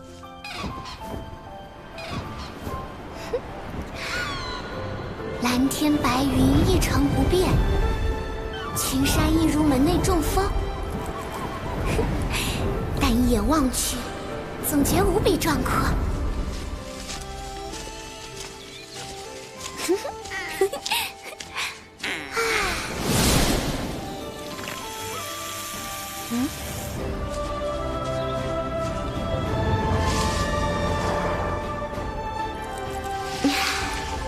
这就是外面呀，真美！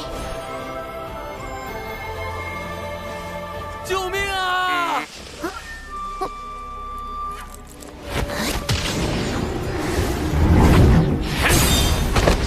别再做无谓的挣扎了，你逃不掉，把宝材都交出来！这不就是师兄的教学案例吗？安排的太明显了，完全在侮辱我的灵智水准。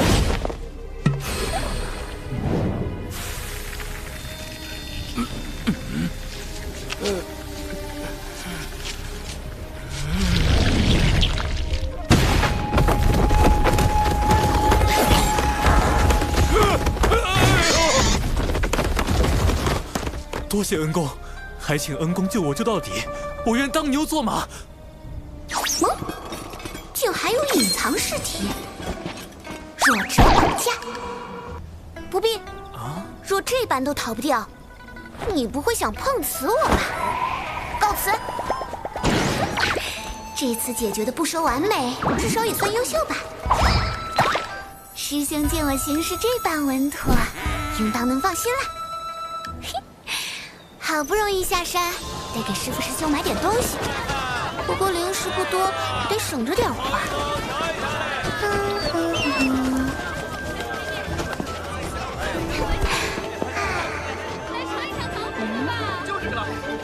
小妹，你就是赌气外出，也不能不带盘缠啊。这是大哥命我送来的，当街送零食，这么突兀又直接，不像是师兄安排的。大姐姐，你是不是认错人了？我家中只有一位兄长，并无其他姐妹。啊？警惕性挺高，不会被灵石骗走。小妹怎么还在说气话？啊？敖乙怎么直接放水了？哎，也罢，毕竟是我失策，忘给师妹多备灵石了。我家穷得很，大姐姐接近我，究竟是何居心？啊？单一个吻字能说明什么？师兄外出都用纸人，但他根本没有纸道人特有的气息。更重要的是，小琼峰的月宫都被师兄拿去换药了，怎么可能有机子啊？我竟不知长寿兄生活得如此窘迫。其实并没有，毕竟身兼数职。灵娥道友，长寿兄特意让我追来，除了是送灵石，还想考教你的警惕性。敖乙，真是送灵石？不，师兄行事素有深意。有诈！这里真没有。这里一定有诈。不了，我带了灵石。长寿兄所托，请务必收下。我尚有任务在身，告辞。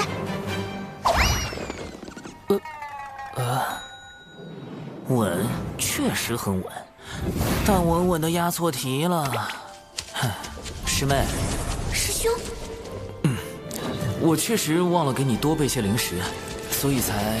我不信，你怎么证明你是我师兄？某人一日沐浴最高纪录是12次，13岁被蛇咬了，哭了3个时辰，17岁。你这段时间的表现我都看到了，你已经有能力去完成任务。这次我不会特意安排什么，也不会出手干预。接下来的路，你要自己去走，去看，去经历。心有不定时，可抄稳字经。只有这样，你才能找到属于自己的道。唉。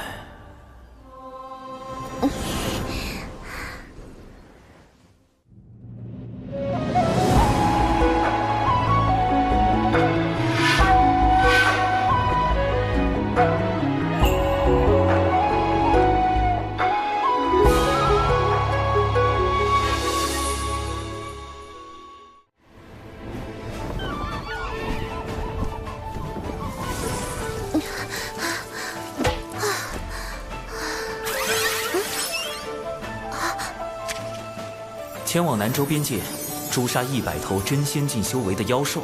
真仙境，也就是和99师叔差不多的修为。正面打我可是一个都打不过，100个。师兄，你是认真的吗？啊，这里就是南州边界了。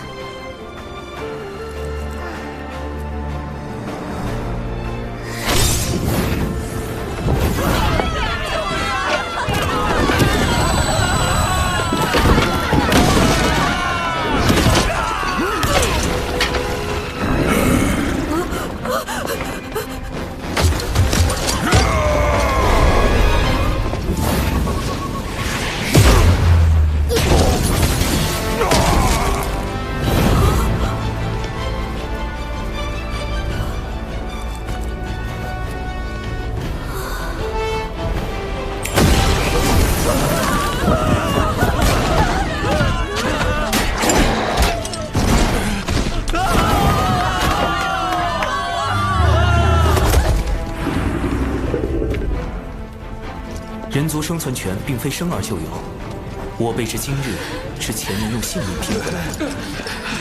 身为人族炼器师，我应当为此地人族尽一份责任。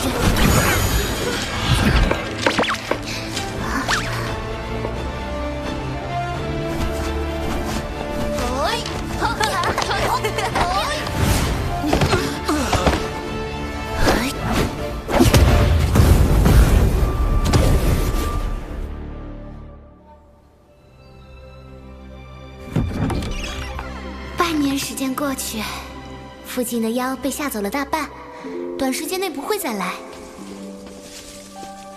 疗伤药方还有灵石也都留给了村长。历练任务已经完成，小兰姑娘，这就要走了。小兰姑娘，晚上来沈家吃饭？不了，还要准备明天用的药材。那你多注意身体，别累着。哎，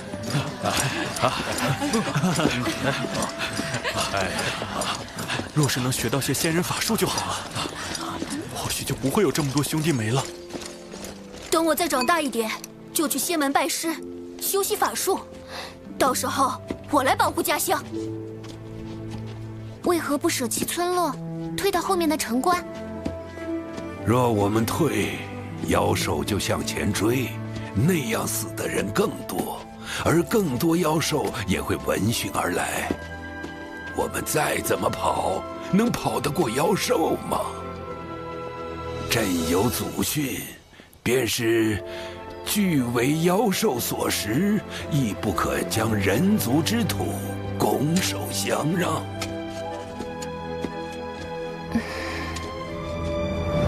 人族起于微末，一路百般艰险，左右尽是凶恶，但凭着这股不屈之意、自强之心，方有人族代代不息。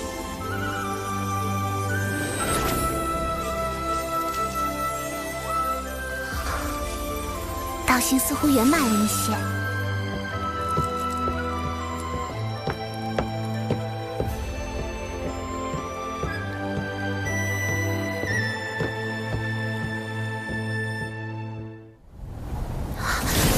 天劫这么快就来了！师妹的天劫到了，灵娥护卫纸人军团出击！师兄，此地已布下12座防偷袭微型阵基，渡劫所用之物一应俱全。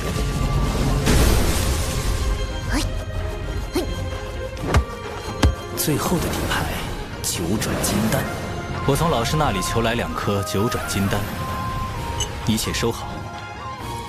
撑不住了再吞，这是本命啊！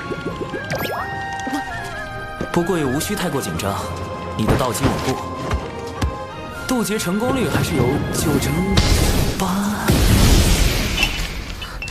师兄，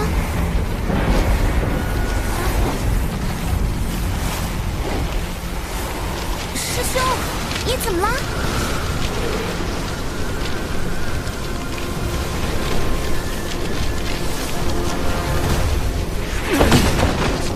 为什么？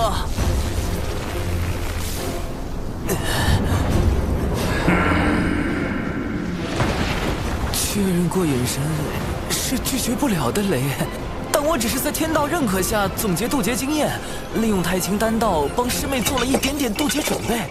凭什么挨批？为什么被罚？怎么就……且慢，吻字经。谁能想到罚他抄吻字经抄多了，抄出一条大道啊！这波只能认了。感谢天道老爷百忙之中赶来训诫，弟子甘愿领受责罚。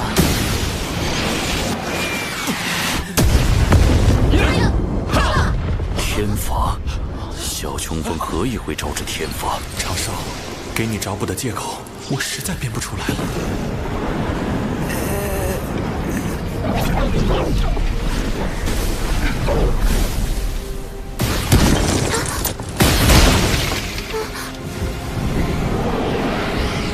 师兄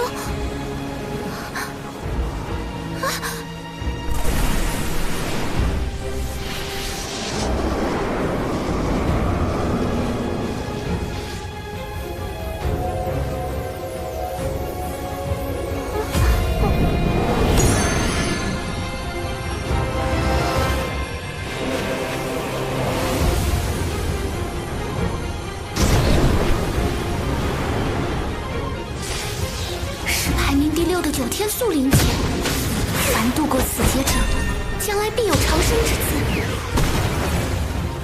等下，师妹要受9道天雷，我不会也要受9道天罚吧？无妨，莫要分心，专心渡劫。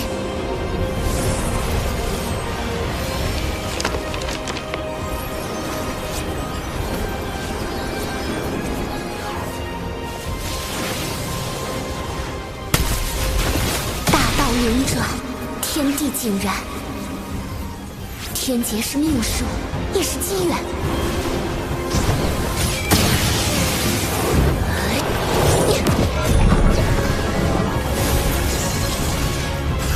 我准备好了，来吧。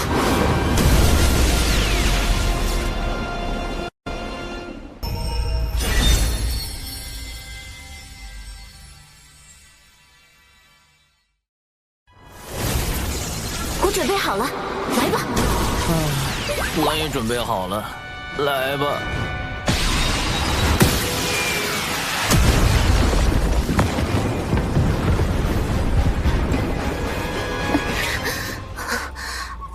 还有3道天雷，就能成仙了。苍天啊，还要挨3道天罚！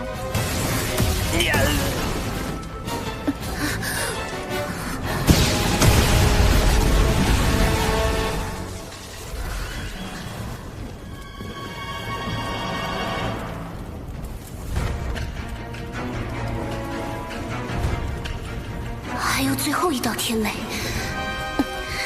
让天雷劈得更猛烈些吧！猛烈个鬼啊！你考虑过我的感受吗？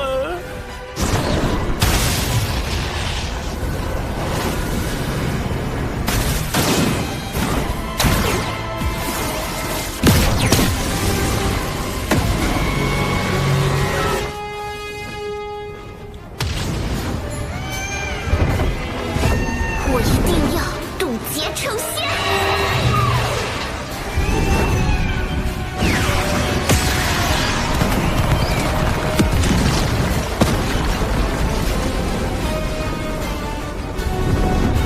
渡劫就渡劫，还敢玩硬闯天雷耍帅的桥段，文字经还是超少了。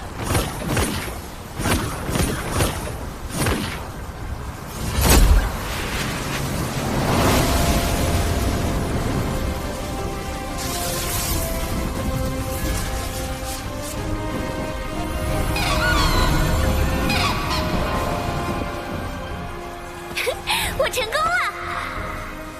师兄说过，大道自生，非灵而动，非信而往；自道由心，非天地生。为正为本，却不知我道为何。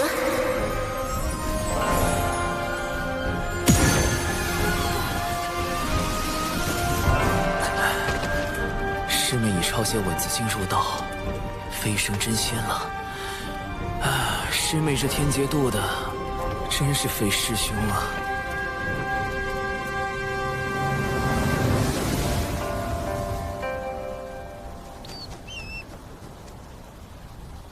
小家伙，护着你收完天罚，我和你徒老大得回去了啊！太清老爷这么久不和我俩唠嗑，你一定老想我们了。哎，我讲许多，太清阿嫂来得才浓。多谢二位前辈。走了。师父已受封山神。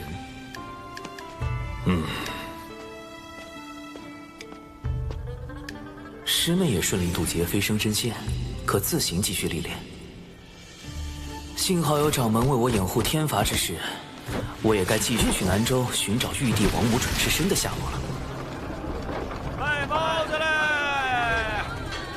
公子今天起来晚了呀，就等您了。公子请品茶，这是刚来的高级货。公子好久不来我们这里了，可想你了。哎呀，昨晚在戏楼玩得太晚了，还输钱了。今天起来这个腰酸背痛，来，我给公子按摩下。你给我挠痒吗？重点儿。是。不够。再重点儿。没用的东西，快，再给我用力，用力！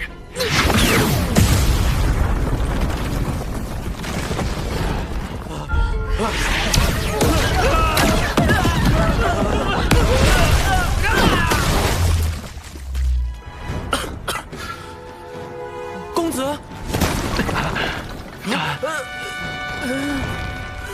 太重了。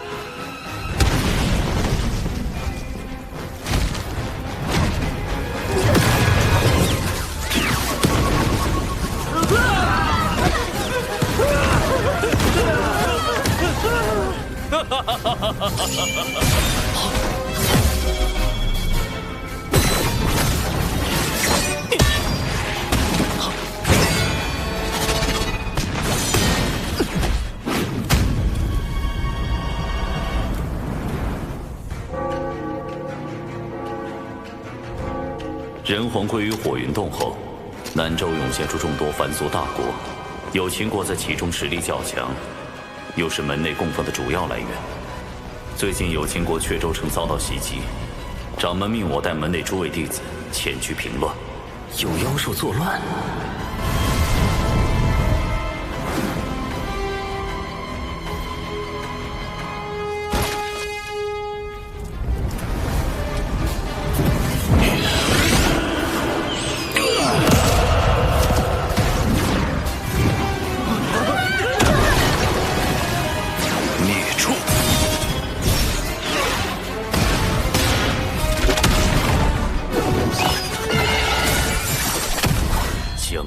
就地格杀！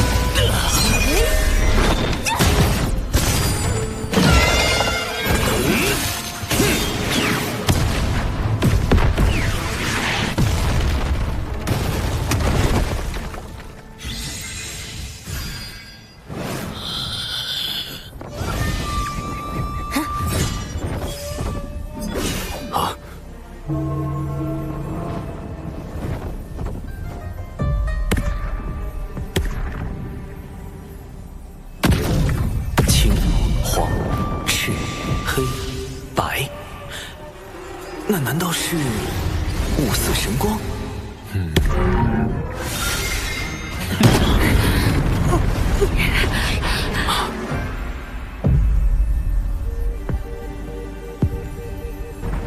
乃日，可他身上没有任何阳刚之气，也没有半点阴柔气息，阴与阳在他身上仿佛完美相融。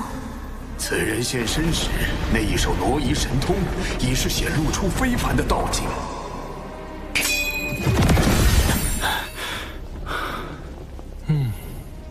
他杀了多少人？道友何意？了断因果，要么本座杀了你们所有人，要么你们说出他杀人几何，本座去救对应数目的人族，如此两不相欠。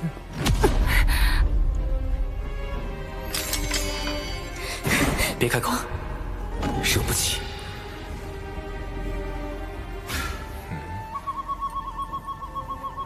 出来！地下那个人，他竟能截获我的传音！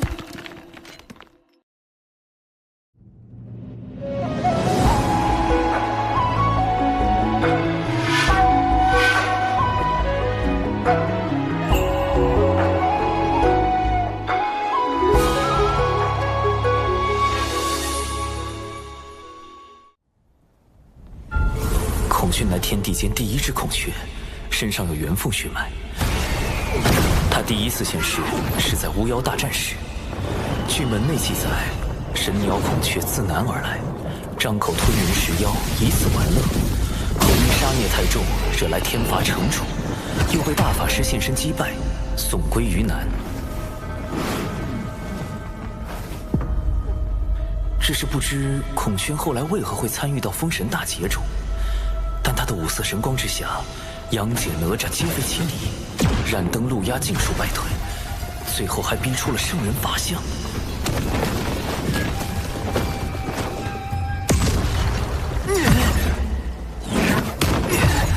这实力完全就是三教大师兄级别的。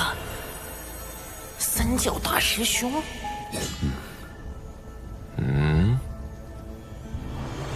有办法了。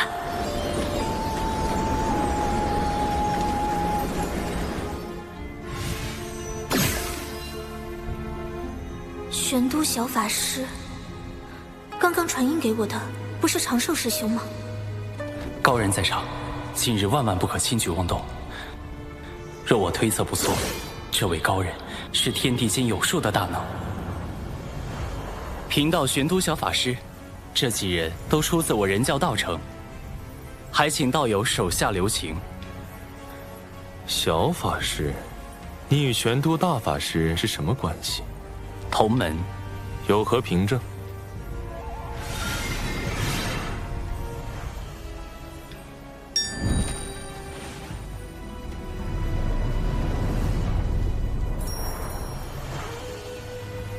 他近来还好吗？啊？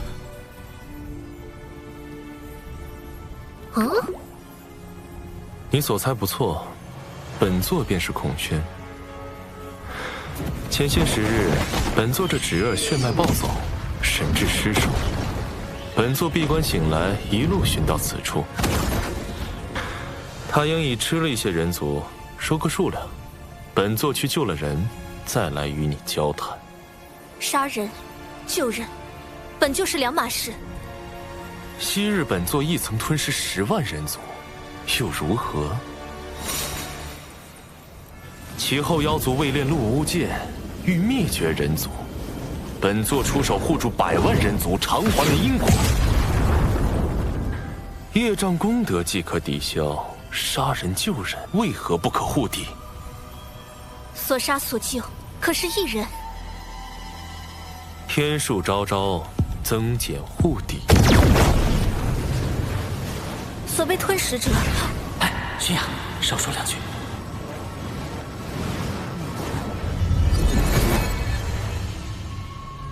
此妖为祸凡俗，已吞食数10人。哼。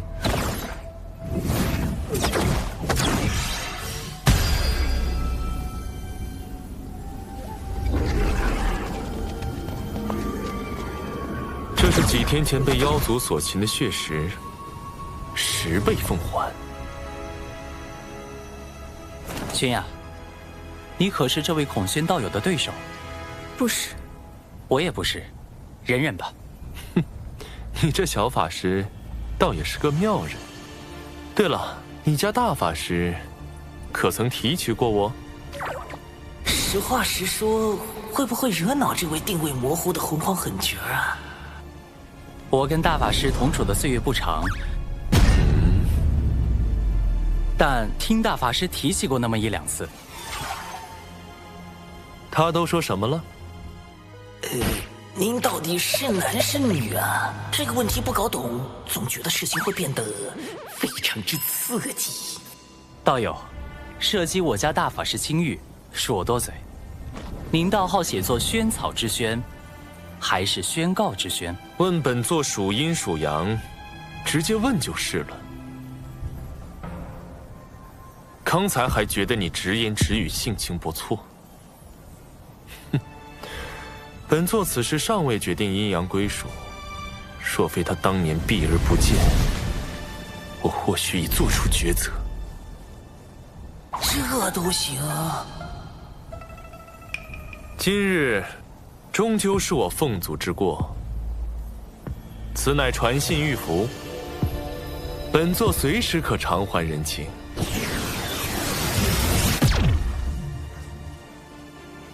与大劫牵扯之人相继现世，只怕大劫不远了。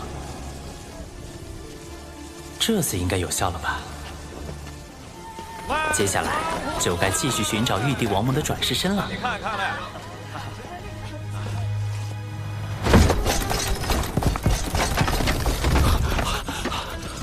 少爷呢？在这儿，快救少爷！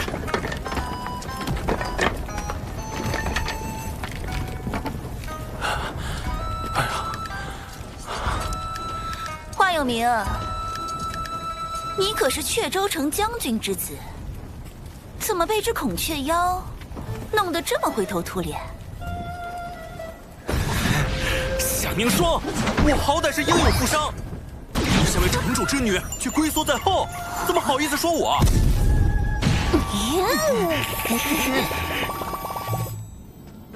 殿下，适才异象出现在南州有秦国。昊天，这次我一定让你归不了位。恭喜老爷。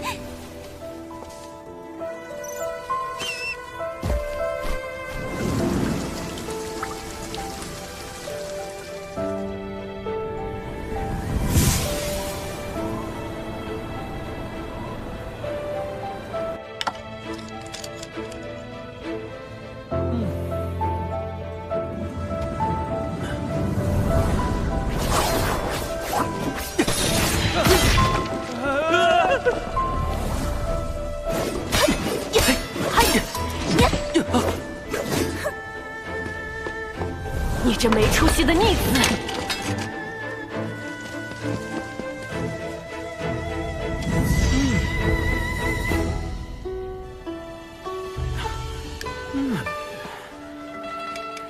今天就谈到这儿吧。莫要累着了，我明日再来看你。是，少爷。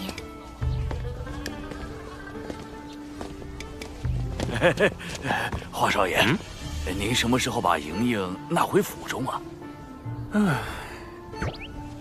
本少爷听个曲儿，就要把弹曲的带回家。那爷来你这多喝几杯茶，是不是也要把你这茶楼盘下来呀？华少爷您别误会，小老儿只是……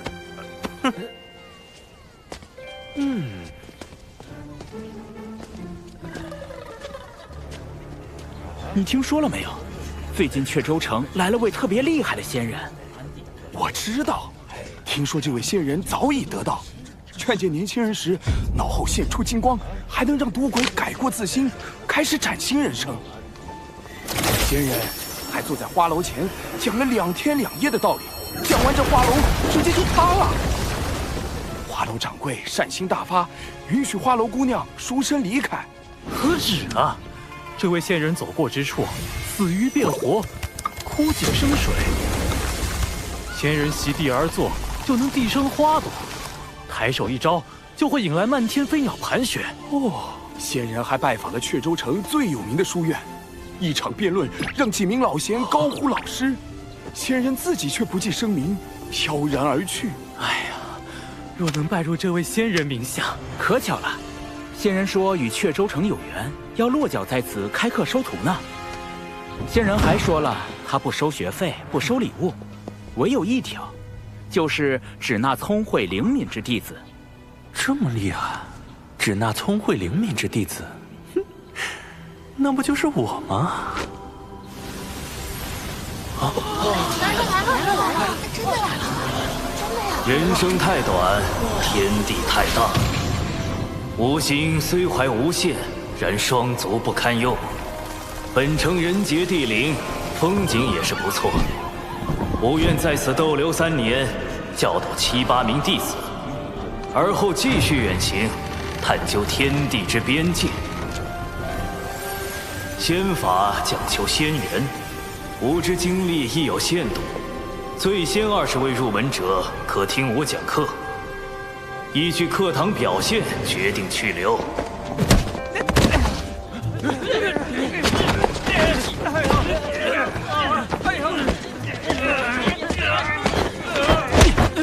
冲什么冲？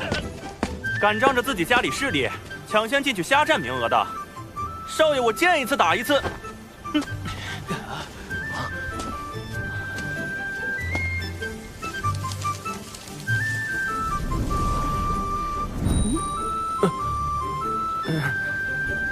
去，后边去。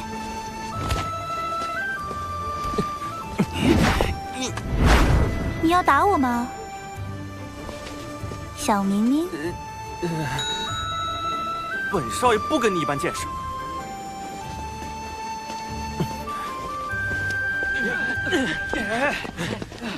出身富贵却大字不识的，能学到什么？不如将位置让出来，给那些真正读过书、学过道理的同辈，这样才能为本城培养出更多人才。一时不学无术，怎能代表一生便不学无术？那一时不得意，也不代表此人一生便无宏伟大功。华有明，你这般离经叛道，是要被华将军吊起来打的。哼，本少爷何惧之有？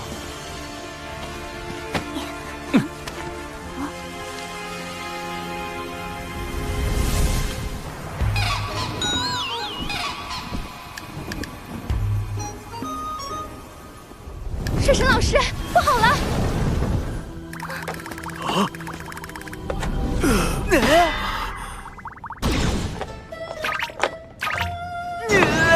这么多姻缘线，玉帝转世身，这都是哪儿招来的烂桃花？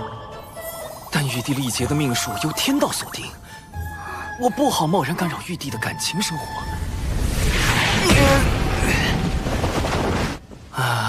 我能怎么办？总不能去华府当家丁吧？萧指人探得华有明想学习仙法，我便学习蓝星的网红营销方案，在城内打响仙人名声，惹来各家追捧。接着放出要收徒的消息，引华有明、夏凝霜在内的诸多学子前来报名。好一个权贵贫寒之辩！这位公子如何称呼？华有明，家父是本城守将。我今后也要做守护此地的将军。少将军，寒门也好，贵子也罢，来日能否造福一方，终究要看心性品行。随我来吧。至于去前20人听课，则7、8人教学，那当然是物以稀为贵，饥饿营销，才能彰显我这高深莫测的仙人身份。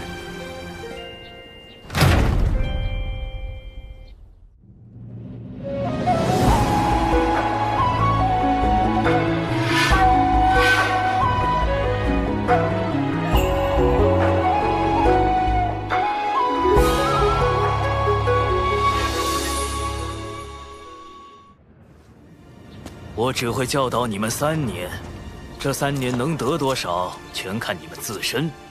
你们想学什么，我便教什么。但我教什么，你们也要学什么，懂了吗？那我要学这世上最厉害的仙法。仙法我自会教授，不过我只会传你们一点简单的困敌手法，比如操绳术。操绳术听起来就很糊弄人。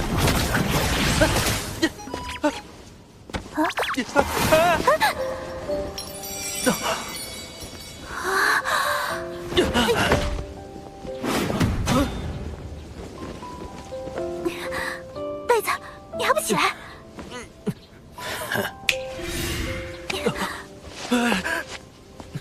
这个夏凝霜还挺好看的。不对，以前我午睡，他往我被窝里泼水；我捉蟋蟀，他把我推进泥坑；我走路，他把我踹进池塘。他这么可恶，我怎么能觉得他好看？你说什么？我说你挺好看的。别误会啊，我是说你鼻孔里的那2根毛发。话有名。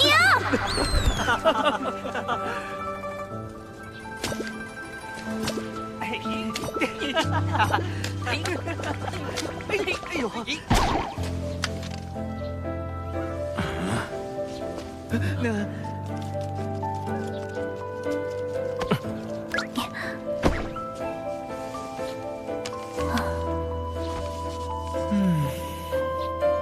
生来往，莫管闲，先已故，难争先。欲不平，思自立，遭难事，须自省。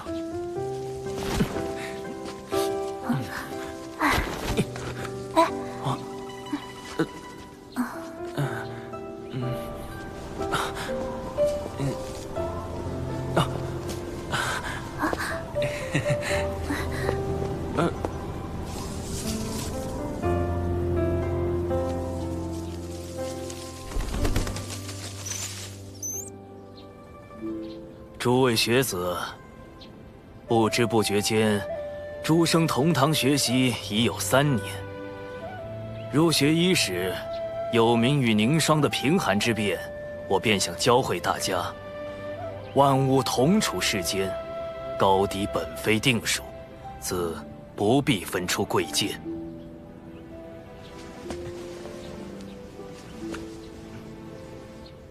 高者许会跌重，低者亦能登攀，要我们心存敬畏，却不曾告诉我们，若登攀者追名逐利，跌重者心生怨恨，届时又该如何自处？接下来，该由您自己来寻找了。3年期满，吾也该再次启程游历。临行之际，吾各赠诸位学子锦囊1只。若日后心有迷惘，可将其打开，也算全一场师生缘分。敢问先生名号为何？我啊，就叫穆清华吧。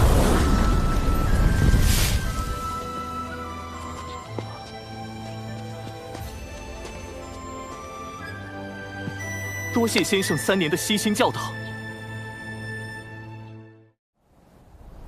南州各地不断有异象发生，想必是水神故意混淆视听，阻碍我们追查玉帝王母转世身的下落。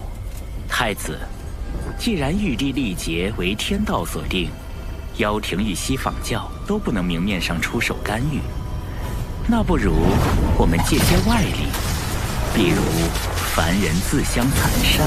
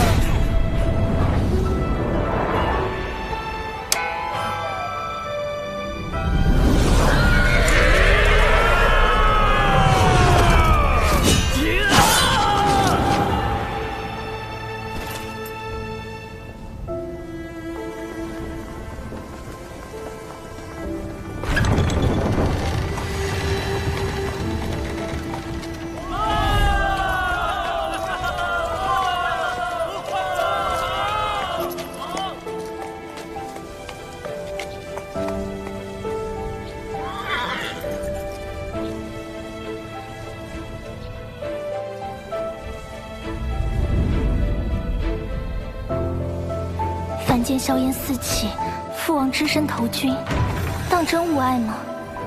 玉帝陛下与王母的命数由天道所述，凶吉祸福，皆是注定要自己去历经的。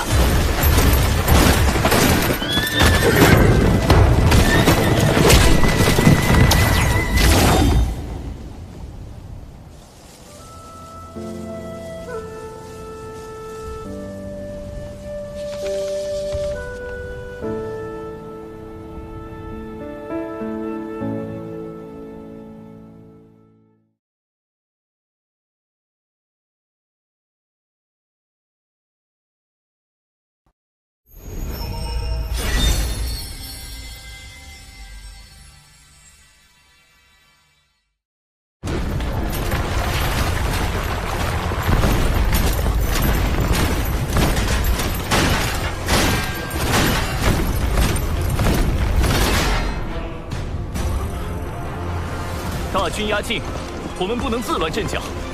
我会向城主请命，领兵迎战。是。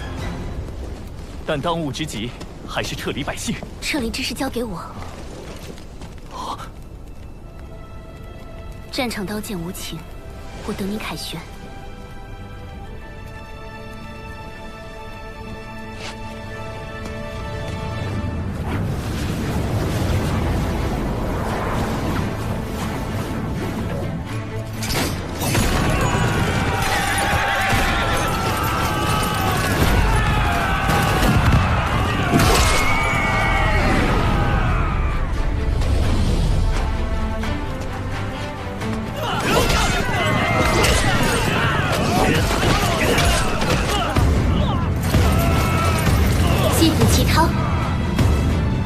踊跃用兵！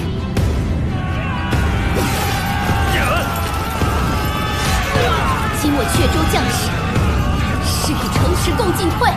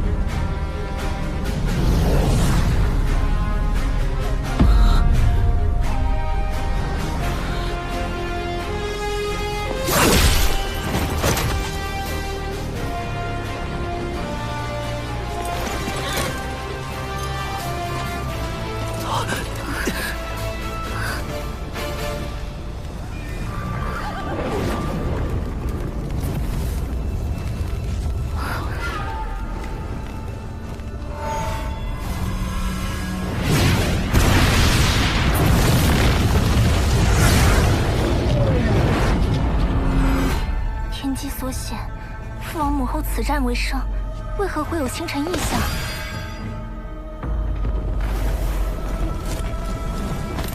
不是阙州城有意，是整个有情国。有情国的国运要崩塌了。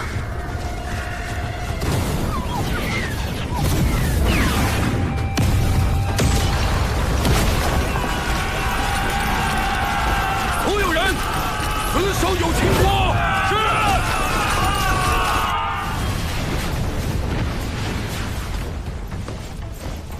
啊！有情国都城遇袭了。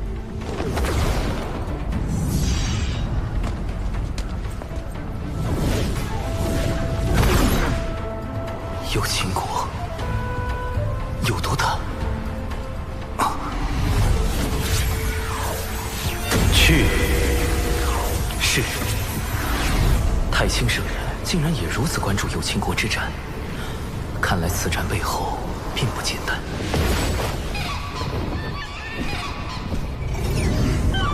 这个玄雅，嘴里喊着什么？这是他身为有情国之人该做的。 请门内在下决断时，勿考虑他的凡尘身份，就自己跑去有情国了。唉，雀丫头，有情国危难之时，我们怎会坐视不理？你别太着急了，毕竟小九也跟了上去。哎呀，就是因为有小九在，才更让人不放心。掌门。 有情国战场目前只是凡人之战，敌国背后的大仙宗还没有加入战局。按俗世规矩，我们也不可随意插手。我们抵达有情国，只是提供法宝、符箓相助，何来插手一说？况且，对方暗地里的小动作也不少。如此来势汹汹，道威仙宗恐怕另有所图。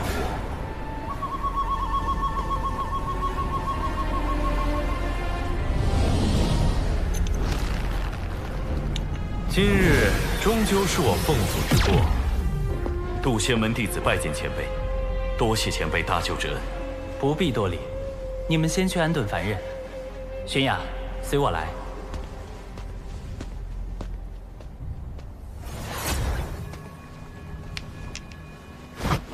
长寿师兄，我是不是又做错事了？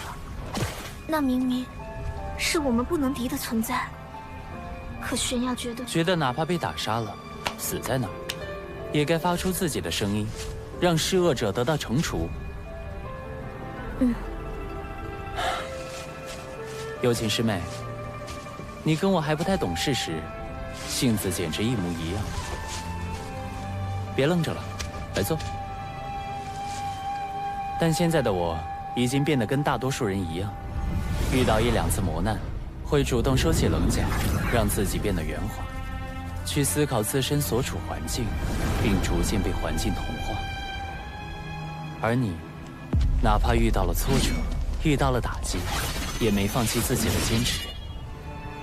有情师妹，其实我刚才想好了该如何说教你。我应该让你知道洪荒的险恶，让你知道，去触怒这种大脑，只是白白赴死。 喊得再大声也扭转不了什么，还会连累门内诸位长老的性命。我想提醒你弱者的生存法则，提醒你做事要讲究方法。可话到嘴边，突然发现，我只是不想承认自己曾被环境打败，又去告诉一个敢去挑战环境的人，他必须跟我一样认输，如此罢了。 听不懂吗？在夸你。师兄是说我很顽固吗？不，你这不是顽固，你只是有些头铁。我是化身在此地，死了也无妨。但诸位同门、阙州城的百姓，甚至整个有情国的存在与否，都在那位前辈的一念之间。 如果有毒继续今天的头铁行为，迟早会给渡仙门招来大祸。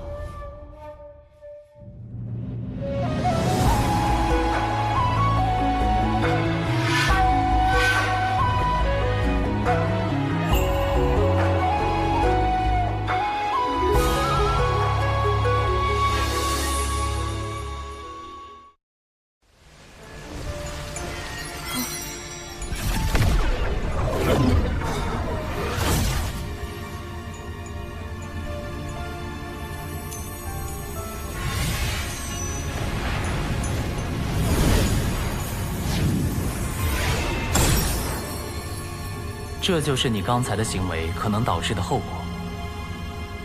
粉碎。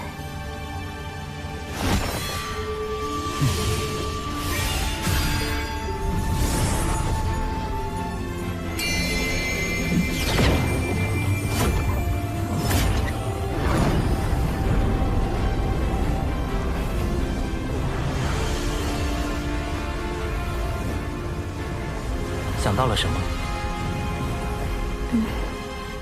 要讲究方法。你如果选择坚持心底的正义，该如何表达？如何才能让玉不碎，石轻移？有情师妹，你这颗侠义之心，比长生道果都要珍贵。但要记住，要将它用在合适的地方，它才能够绽放出更璀璨的光芒。所以，不要被人利用，学会审时度势，不成一时之勇，懂得有进有退。洪荒之中，是非对错反复交织，并不存在绝对的对与错。为兄希望你能学会如何保护自己，保护身边的人，也希望你能保持这颗珍贵又高尚的心灵。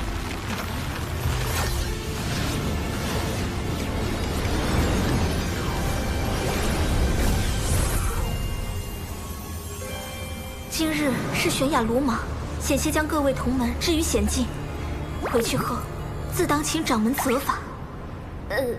玄雅，你被夺舍了。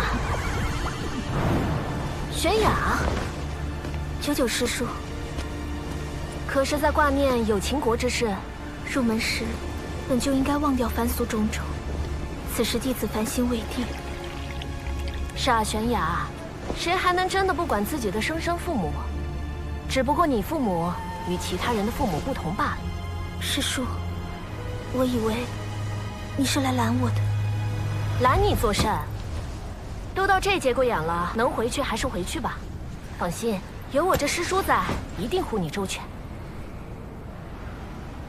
师叔送我抵达有秦国之后，不必在。凡人之战，毕竟不适宜宗门插手，我不想让门内为难。你这说的是什么话？我怎么可能？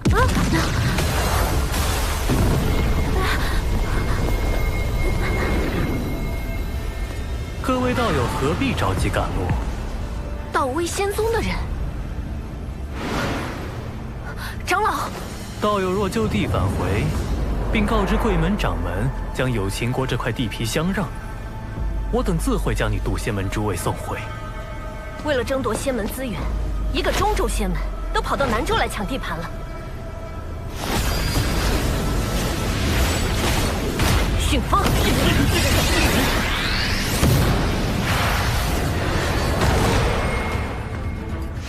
既如此，就别怪我们不客气了。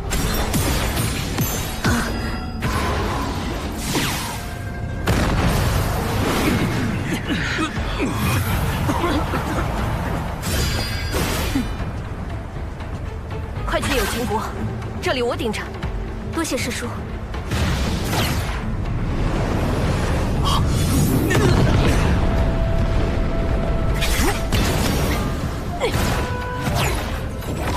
母亲，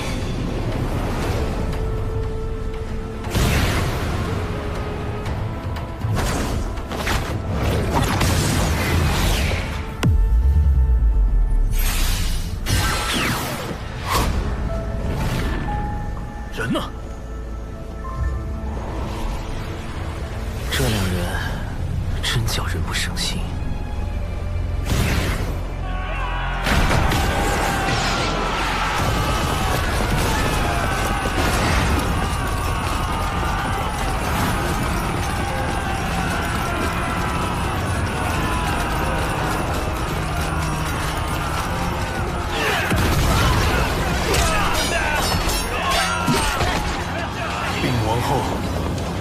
太子已殉国，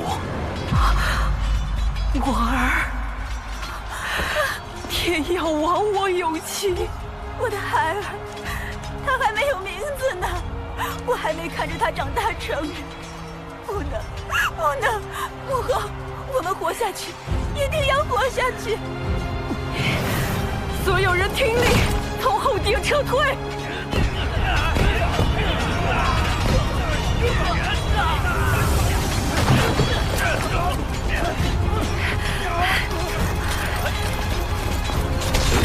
在那儿！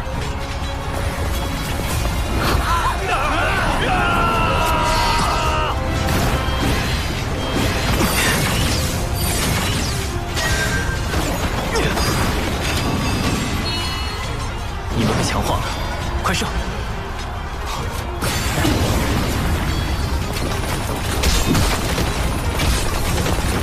援军来了！有秦国阙州城城主之女夏凝霜，有秦国阙州城将军华有明，前来救驾！好，好！有秦国主靠嗑药续命，强行做了数百年君主，虽因违反天道招致浑身业障，但有秦国百姓也算安居乐业。只是太清圣人的目的，究竟是让我保有秦国，还是保华有明和夏凝霜？虽然这二者之间并不冲突。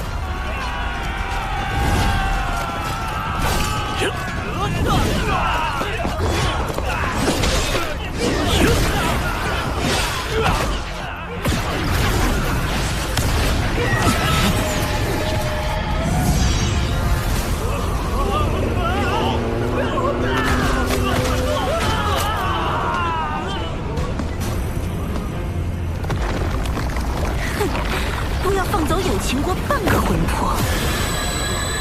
我要让他们求死不能！师兄，你怎在此处？有秦国之战背后有道威仙宗出手，师兄莫要涉险，还请速速离开此处。我有遁法，不必担心。不如咱们细细谋划，稳妥些救出。师兄，我是有秦国公主，理应为护国而战。师兄毕竟是渡仙门门人。又来了，又来了！你是不是又要说，我不想因此牵连门内，还请师兄勿要多劝？上回对峙孔宣的时候，我和你说的那些话，你都忘干净了？你我既是同门，也为好友，我怎么可能看你陷入此地不管？可师兄，我虽在门内修行多年，但仍不忘我是有秦国的子民。今日，我不仅仅为我的亲人而战，更为我有秦国子民而战。前路凶险，敌人过于强大莫测，我自安于天命。但请师兄不要牵连在内，你我都改变不了今夜之事。若师兄执意相劝，那你我今后不做好友也罢。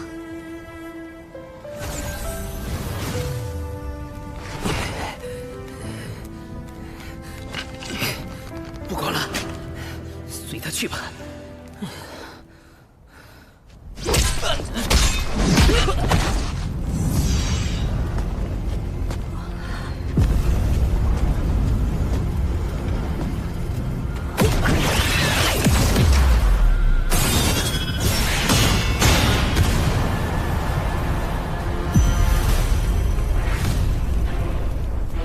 友情悬崖，你终于来了。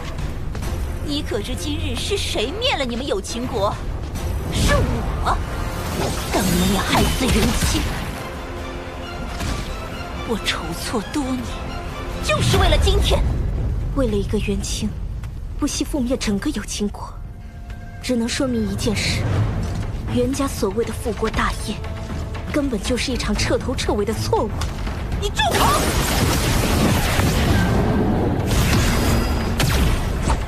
剑！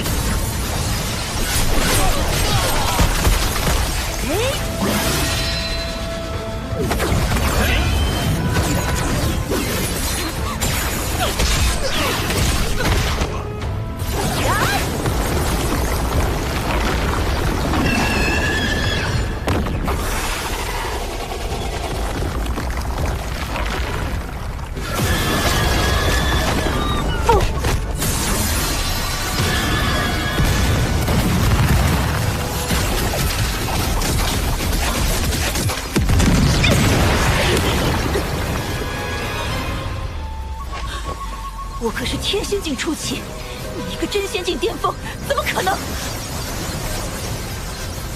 真是话都不听我讲完，今天就照你一次，暂时将我的力量借给你，以后打500年功来还吧。嘿，乘风破浪，嘿。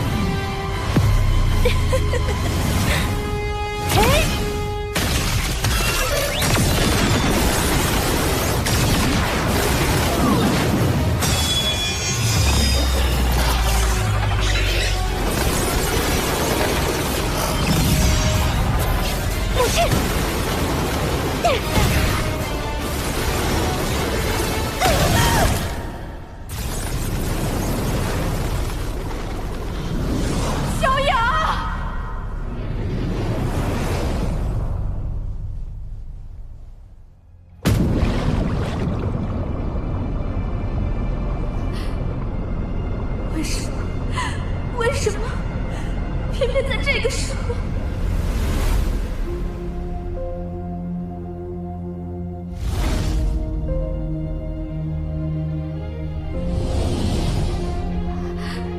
师兄，帮我！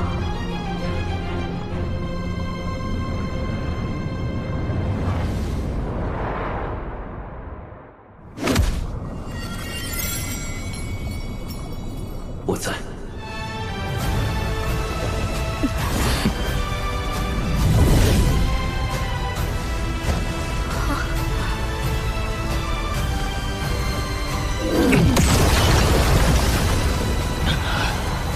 不想死的，自封修为，原地打坐，你除外。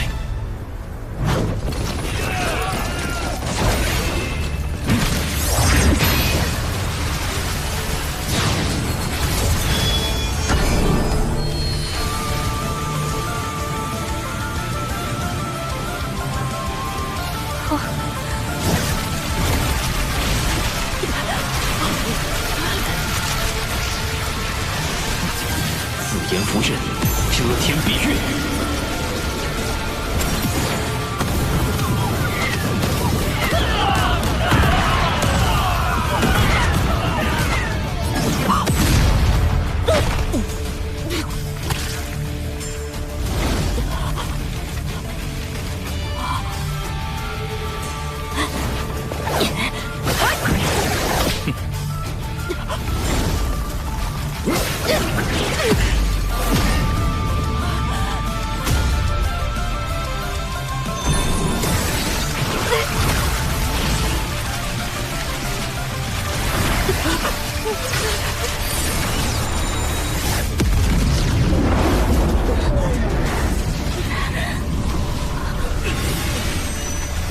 道威仙宗的人没拦住，父仙们来援了，快撤！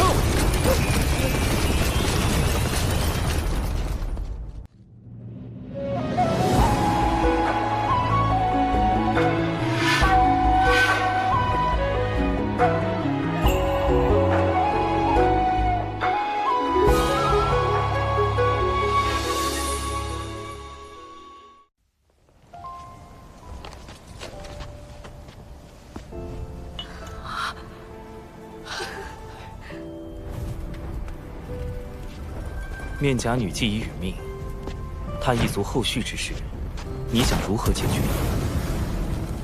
他与元清意图反叛，死有余辜，但追究其族人，只会令他们徒增恨意。有情国已是如今模样，又何必继续下去？玄雅，本师叔来救。啊？怎么打完了？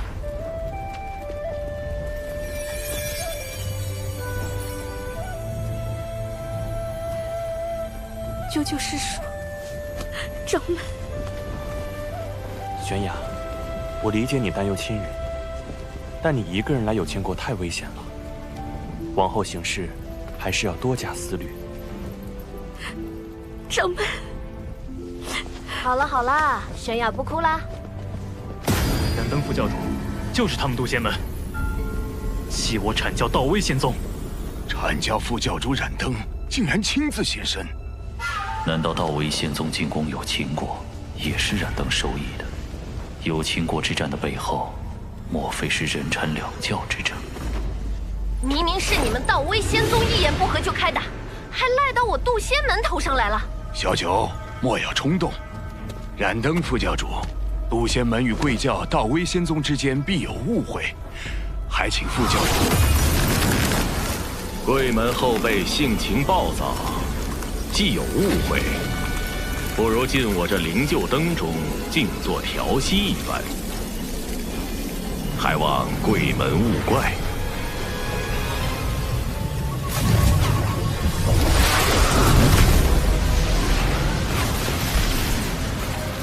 这燃灯是非要和有情国过不去了。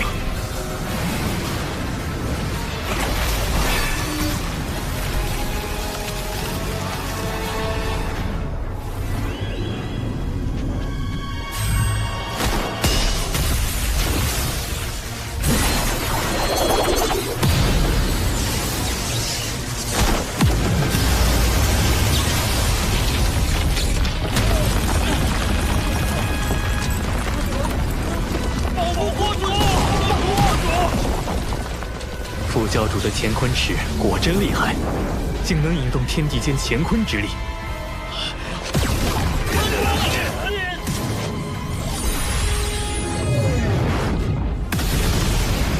有秦国不过一众凡夫俗子，今日必要将他们彻底斩杀。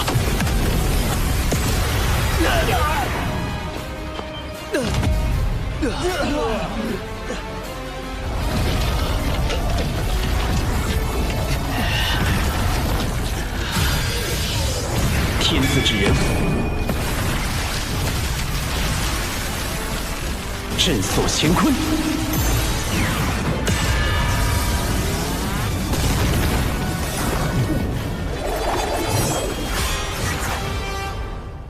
玄都小法师在这时候跳出来，莫非也是为了玉帝转世身而来？如果是因人禅两教之争，燃灯不必非要将有秦国之人赶尽杀绝。但若他是冲着玉帝转世身而来的，那一切就都说得通了。妖庭与天庭之争，才是这场战斗的关键所在。有秦国主身负业障，我作为阐教副教主，自当遵从阐教教义。小法师，莫要为难我。这好说，贫道现下便立刻将有秦国主击毙，全当送副教主一个人情。师兄，放心，他不会答应的。既能保住有秦国的无辜死民，又不违阐教教义，如何？啊！杀他有什么用？满身业障的有秦国主，怎可能是玉帝转世身？好小子，在这儿给我下套！哎呀，小法师心怀苍生大义，实在令我动容呢。实不相瞒，我也存了惜才之心，有意将有秦国子民带回我教西兴教导。西兴教导，我看是一网打尽吧。这燃灯宁可错杀一百，不放过一个，好歹毒！孔宣道友，晚辈有难，还请出手相救。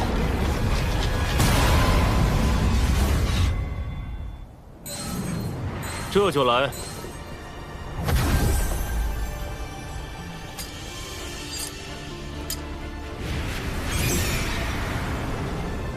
道兄留步！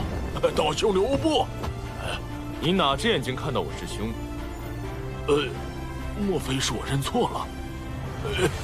不好意思，不好意思，这位仙子，是我赵公明眼拙。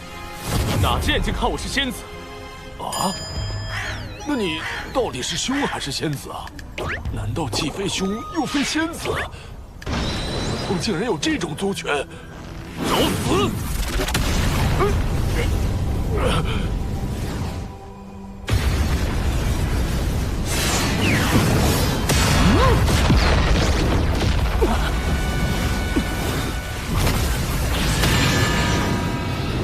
燃灯的乾坤尺，不愧是能在封神大劫里击退赵公明之物。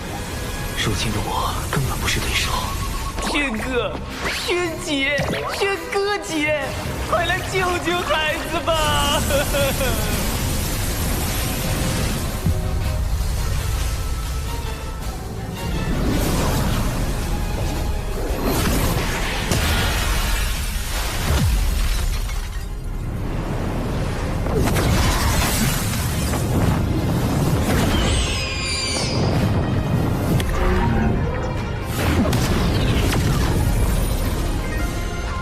本座在此，谁人敢伤玄都角法师？孔宣道友，孔雀道友，我要给自己招惹因果灾祸，免得贫道出手伤了你。因果灾祸，出手伤我？巫妖大战时期，人族被巫妖两族杀至百不存一。那时，人族尚未获得修行之力，为躲避天上的妖族、地上的巫族，不得不躲入地下生活。在那个最黑暗的年代，妖庭得天道护佑，人族反抗妖庭，就是在反抗天道。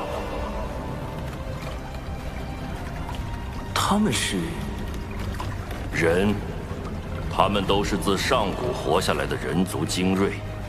当年燧仁兄麾下破开妖族周天大阵，将妖庭打落的最强之军。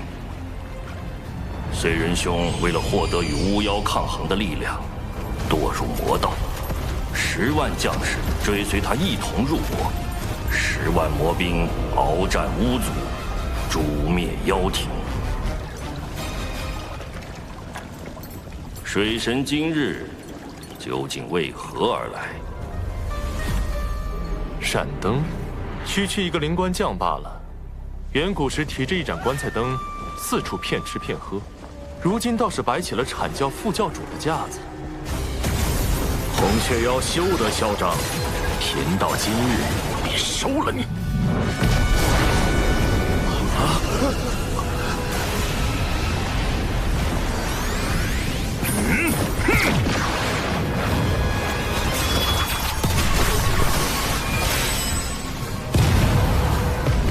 这破尺果然废物。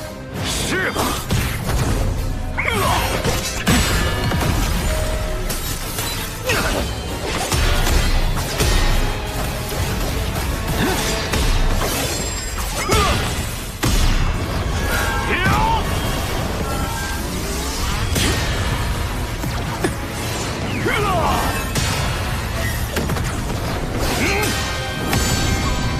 池中环宇，两外乾坤。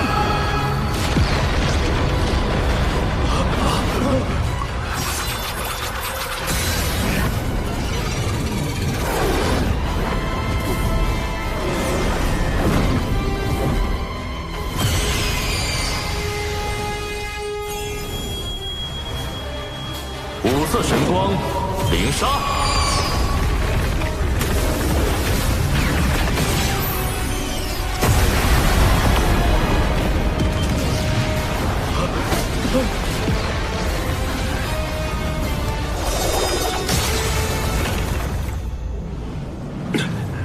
一把破尺，还想伤到本座？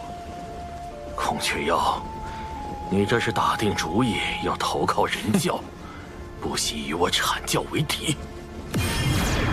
阐教好大的威风！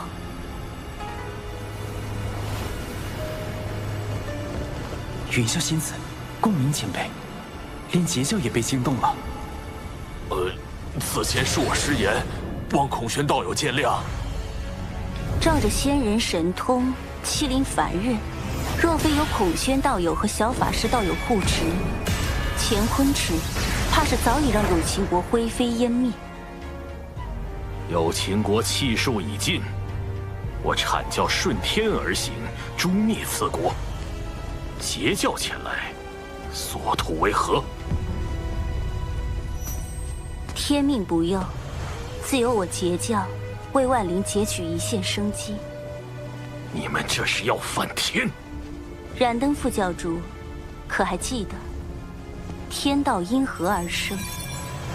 远古龙凤麒麟大战时，三族震碎洪荒，盘古残存在世间的意志，为守护洪荒天地，化作天道，约束众生。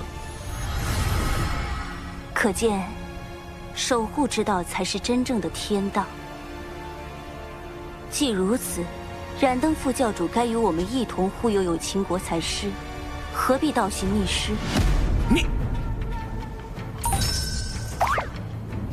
如今已非远古，若天道危害到生灵，吾辈自当反之。众生须受约束，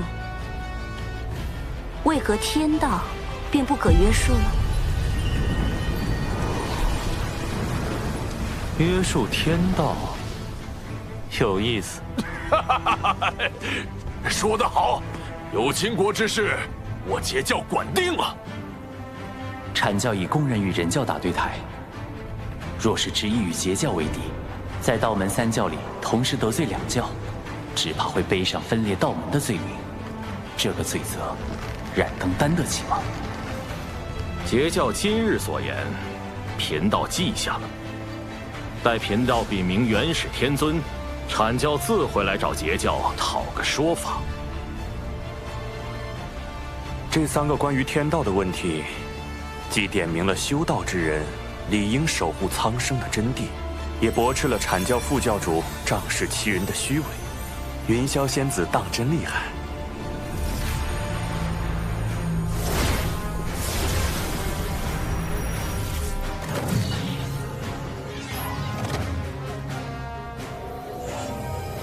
未来封神大劫开启，阐截两教闹翻，燃灯还会用这把乾坤尺偷袭赵公明，绝不能让乾坤尺回到燃灯手里，可又不能因此加剧人教与阐教的矛盾。孔宣道友莫要恼怒，我代燃灯副教主跟你赔个不是，道友万万不可抢走他的乾坤尺啊！本座虽然可以，但没必要。行吧，看在玄都的面子上，再帮你一回。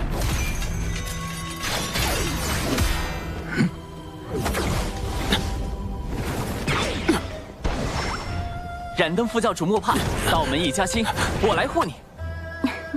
这么好玩的事儿，怎能少了我赵公明？哎呀，孔宣道友的极速神通当真惊人，赶不上啊，赶不上！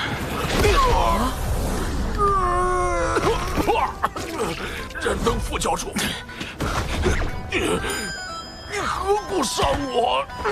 你们几个，够了！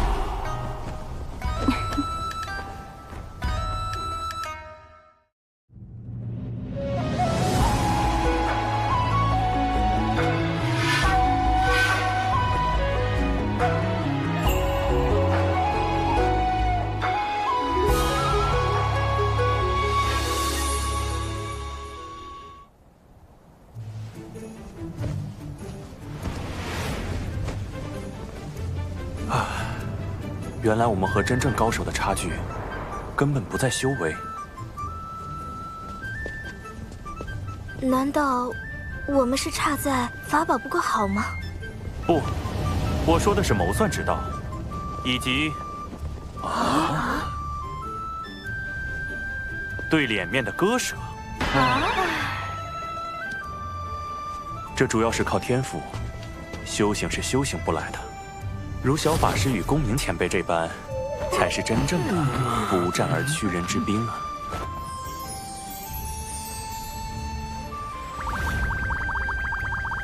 怎么，小法师是觉得本座拿不得乾坤尺吗？孔宣道友不能如此想，今日是冉登副教主对你出手在先，你也是不甘受辱，愤而还击。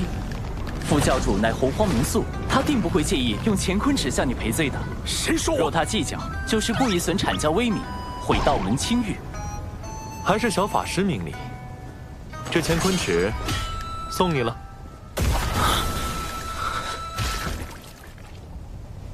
幸得道友信任，我今日便做个和事之人。冉登副教主与孔宣道友之间的恩怨就此了断，如何？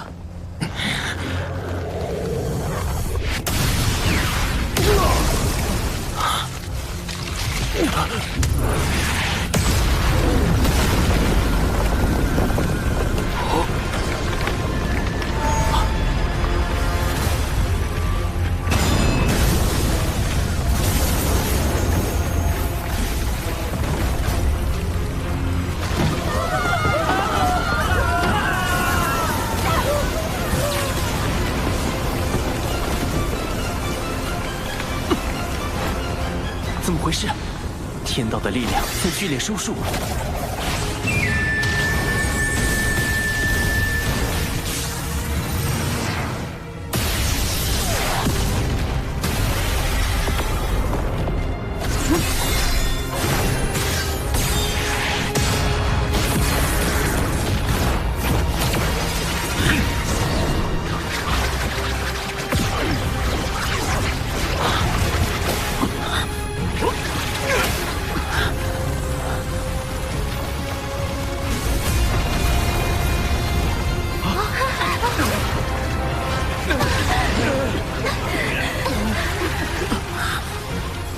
我体内的法力好像不见了，这是天道之力所凝成的枷锁，仙人一旦被它锁死，就会法力尽失。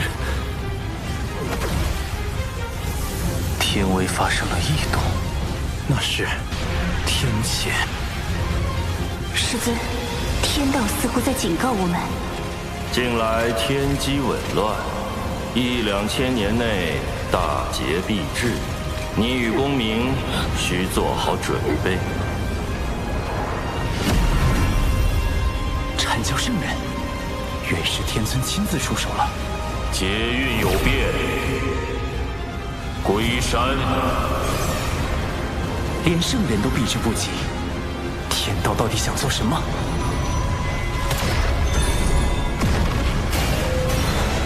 任你机关算尽，有秦国终究在劫难逃。有秦国不过是凡俗一个小国，怎会令天道如此震怒？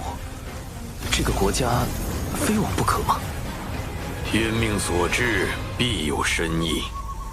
无论圣人还是天庭，都不可干涉，否则就是与天道为敌。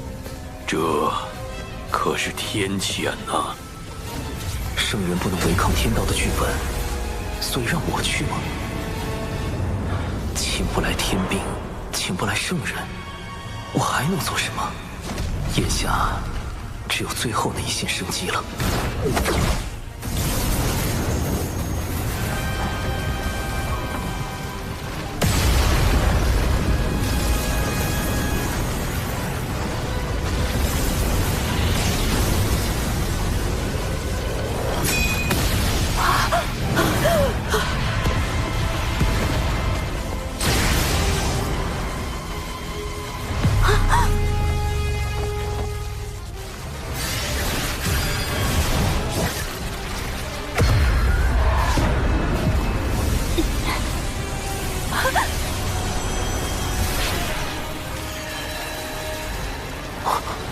天雷消失了。简迪，你怎么样？有没有受伤？你还怀有身孕啊！简迪生气，他腹中的胎儿就是未来的商国始祖。气，这就是天雷避开简迪的原因。而一个要建立商部落的人，势必不能承袭有秦国的国主之位，这也是天道要往有秦国的原因。为了开启封神大劫，就要生商；为了生商，就可以毁灭一个无辜的国家，杀死无辜的人。这样的天道，还能够阻止他吗？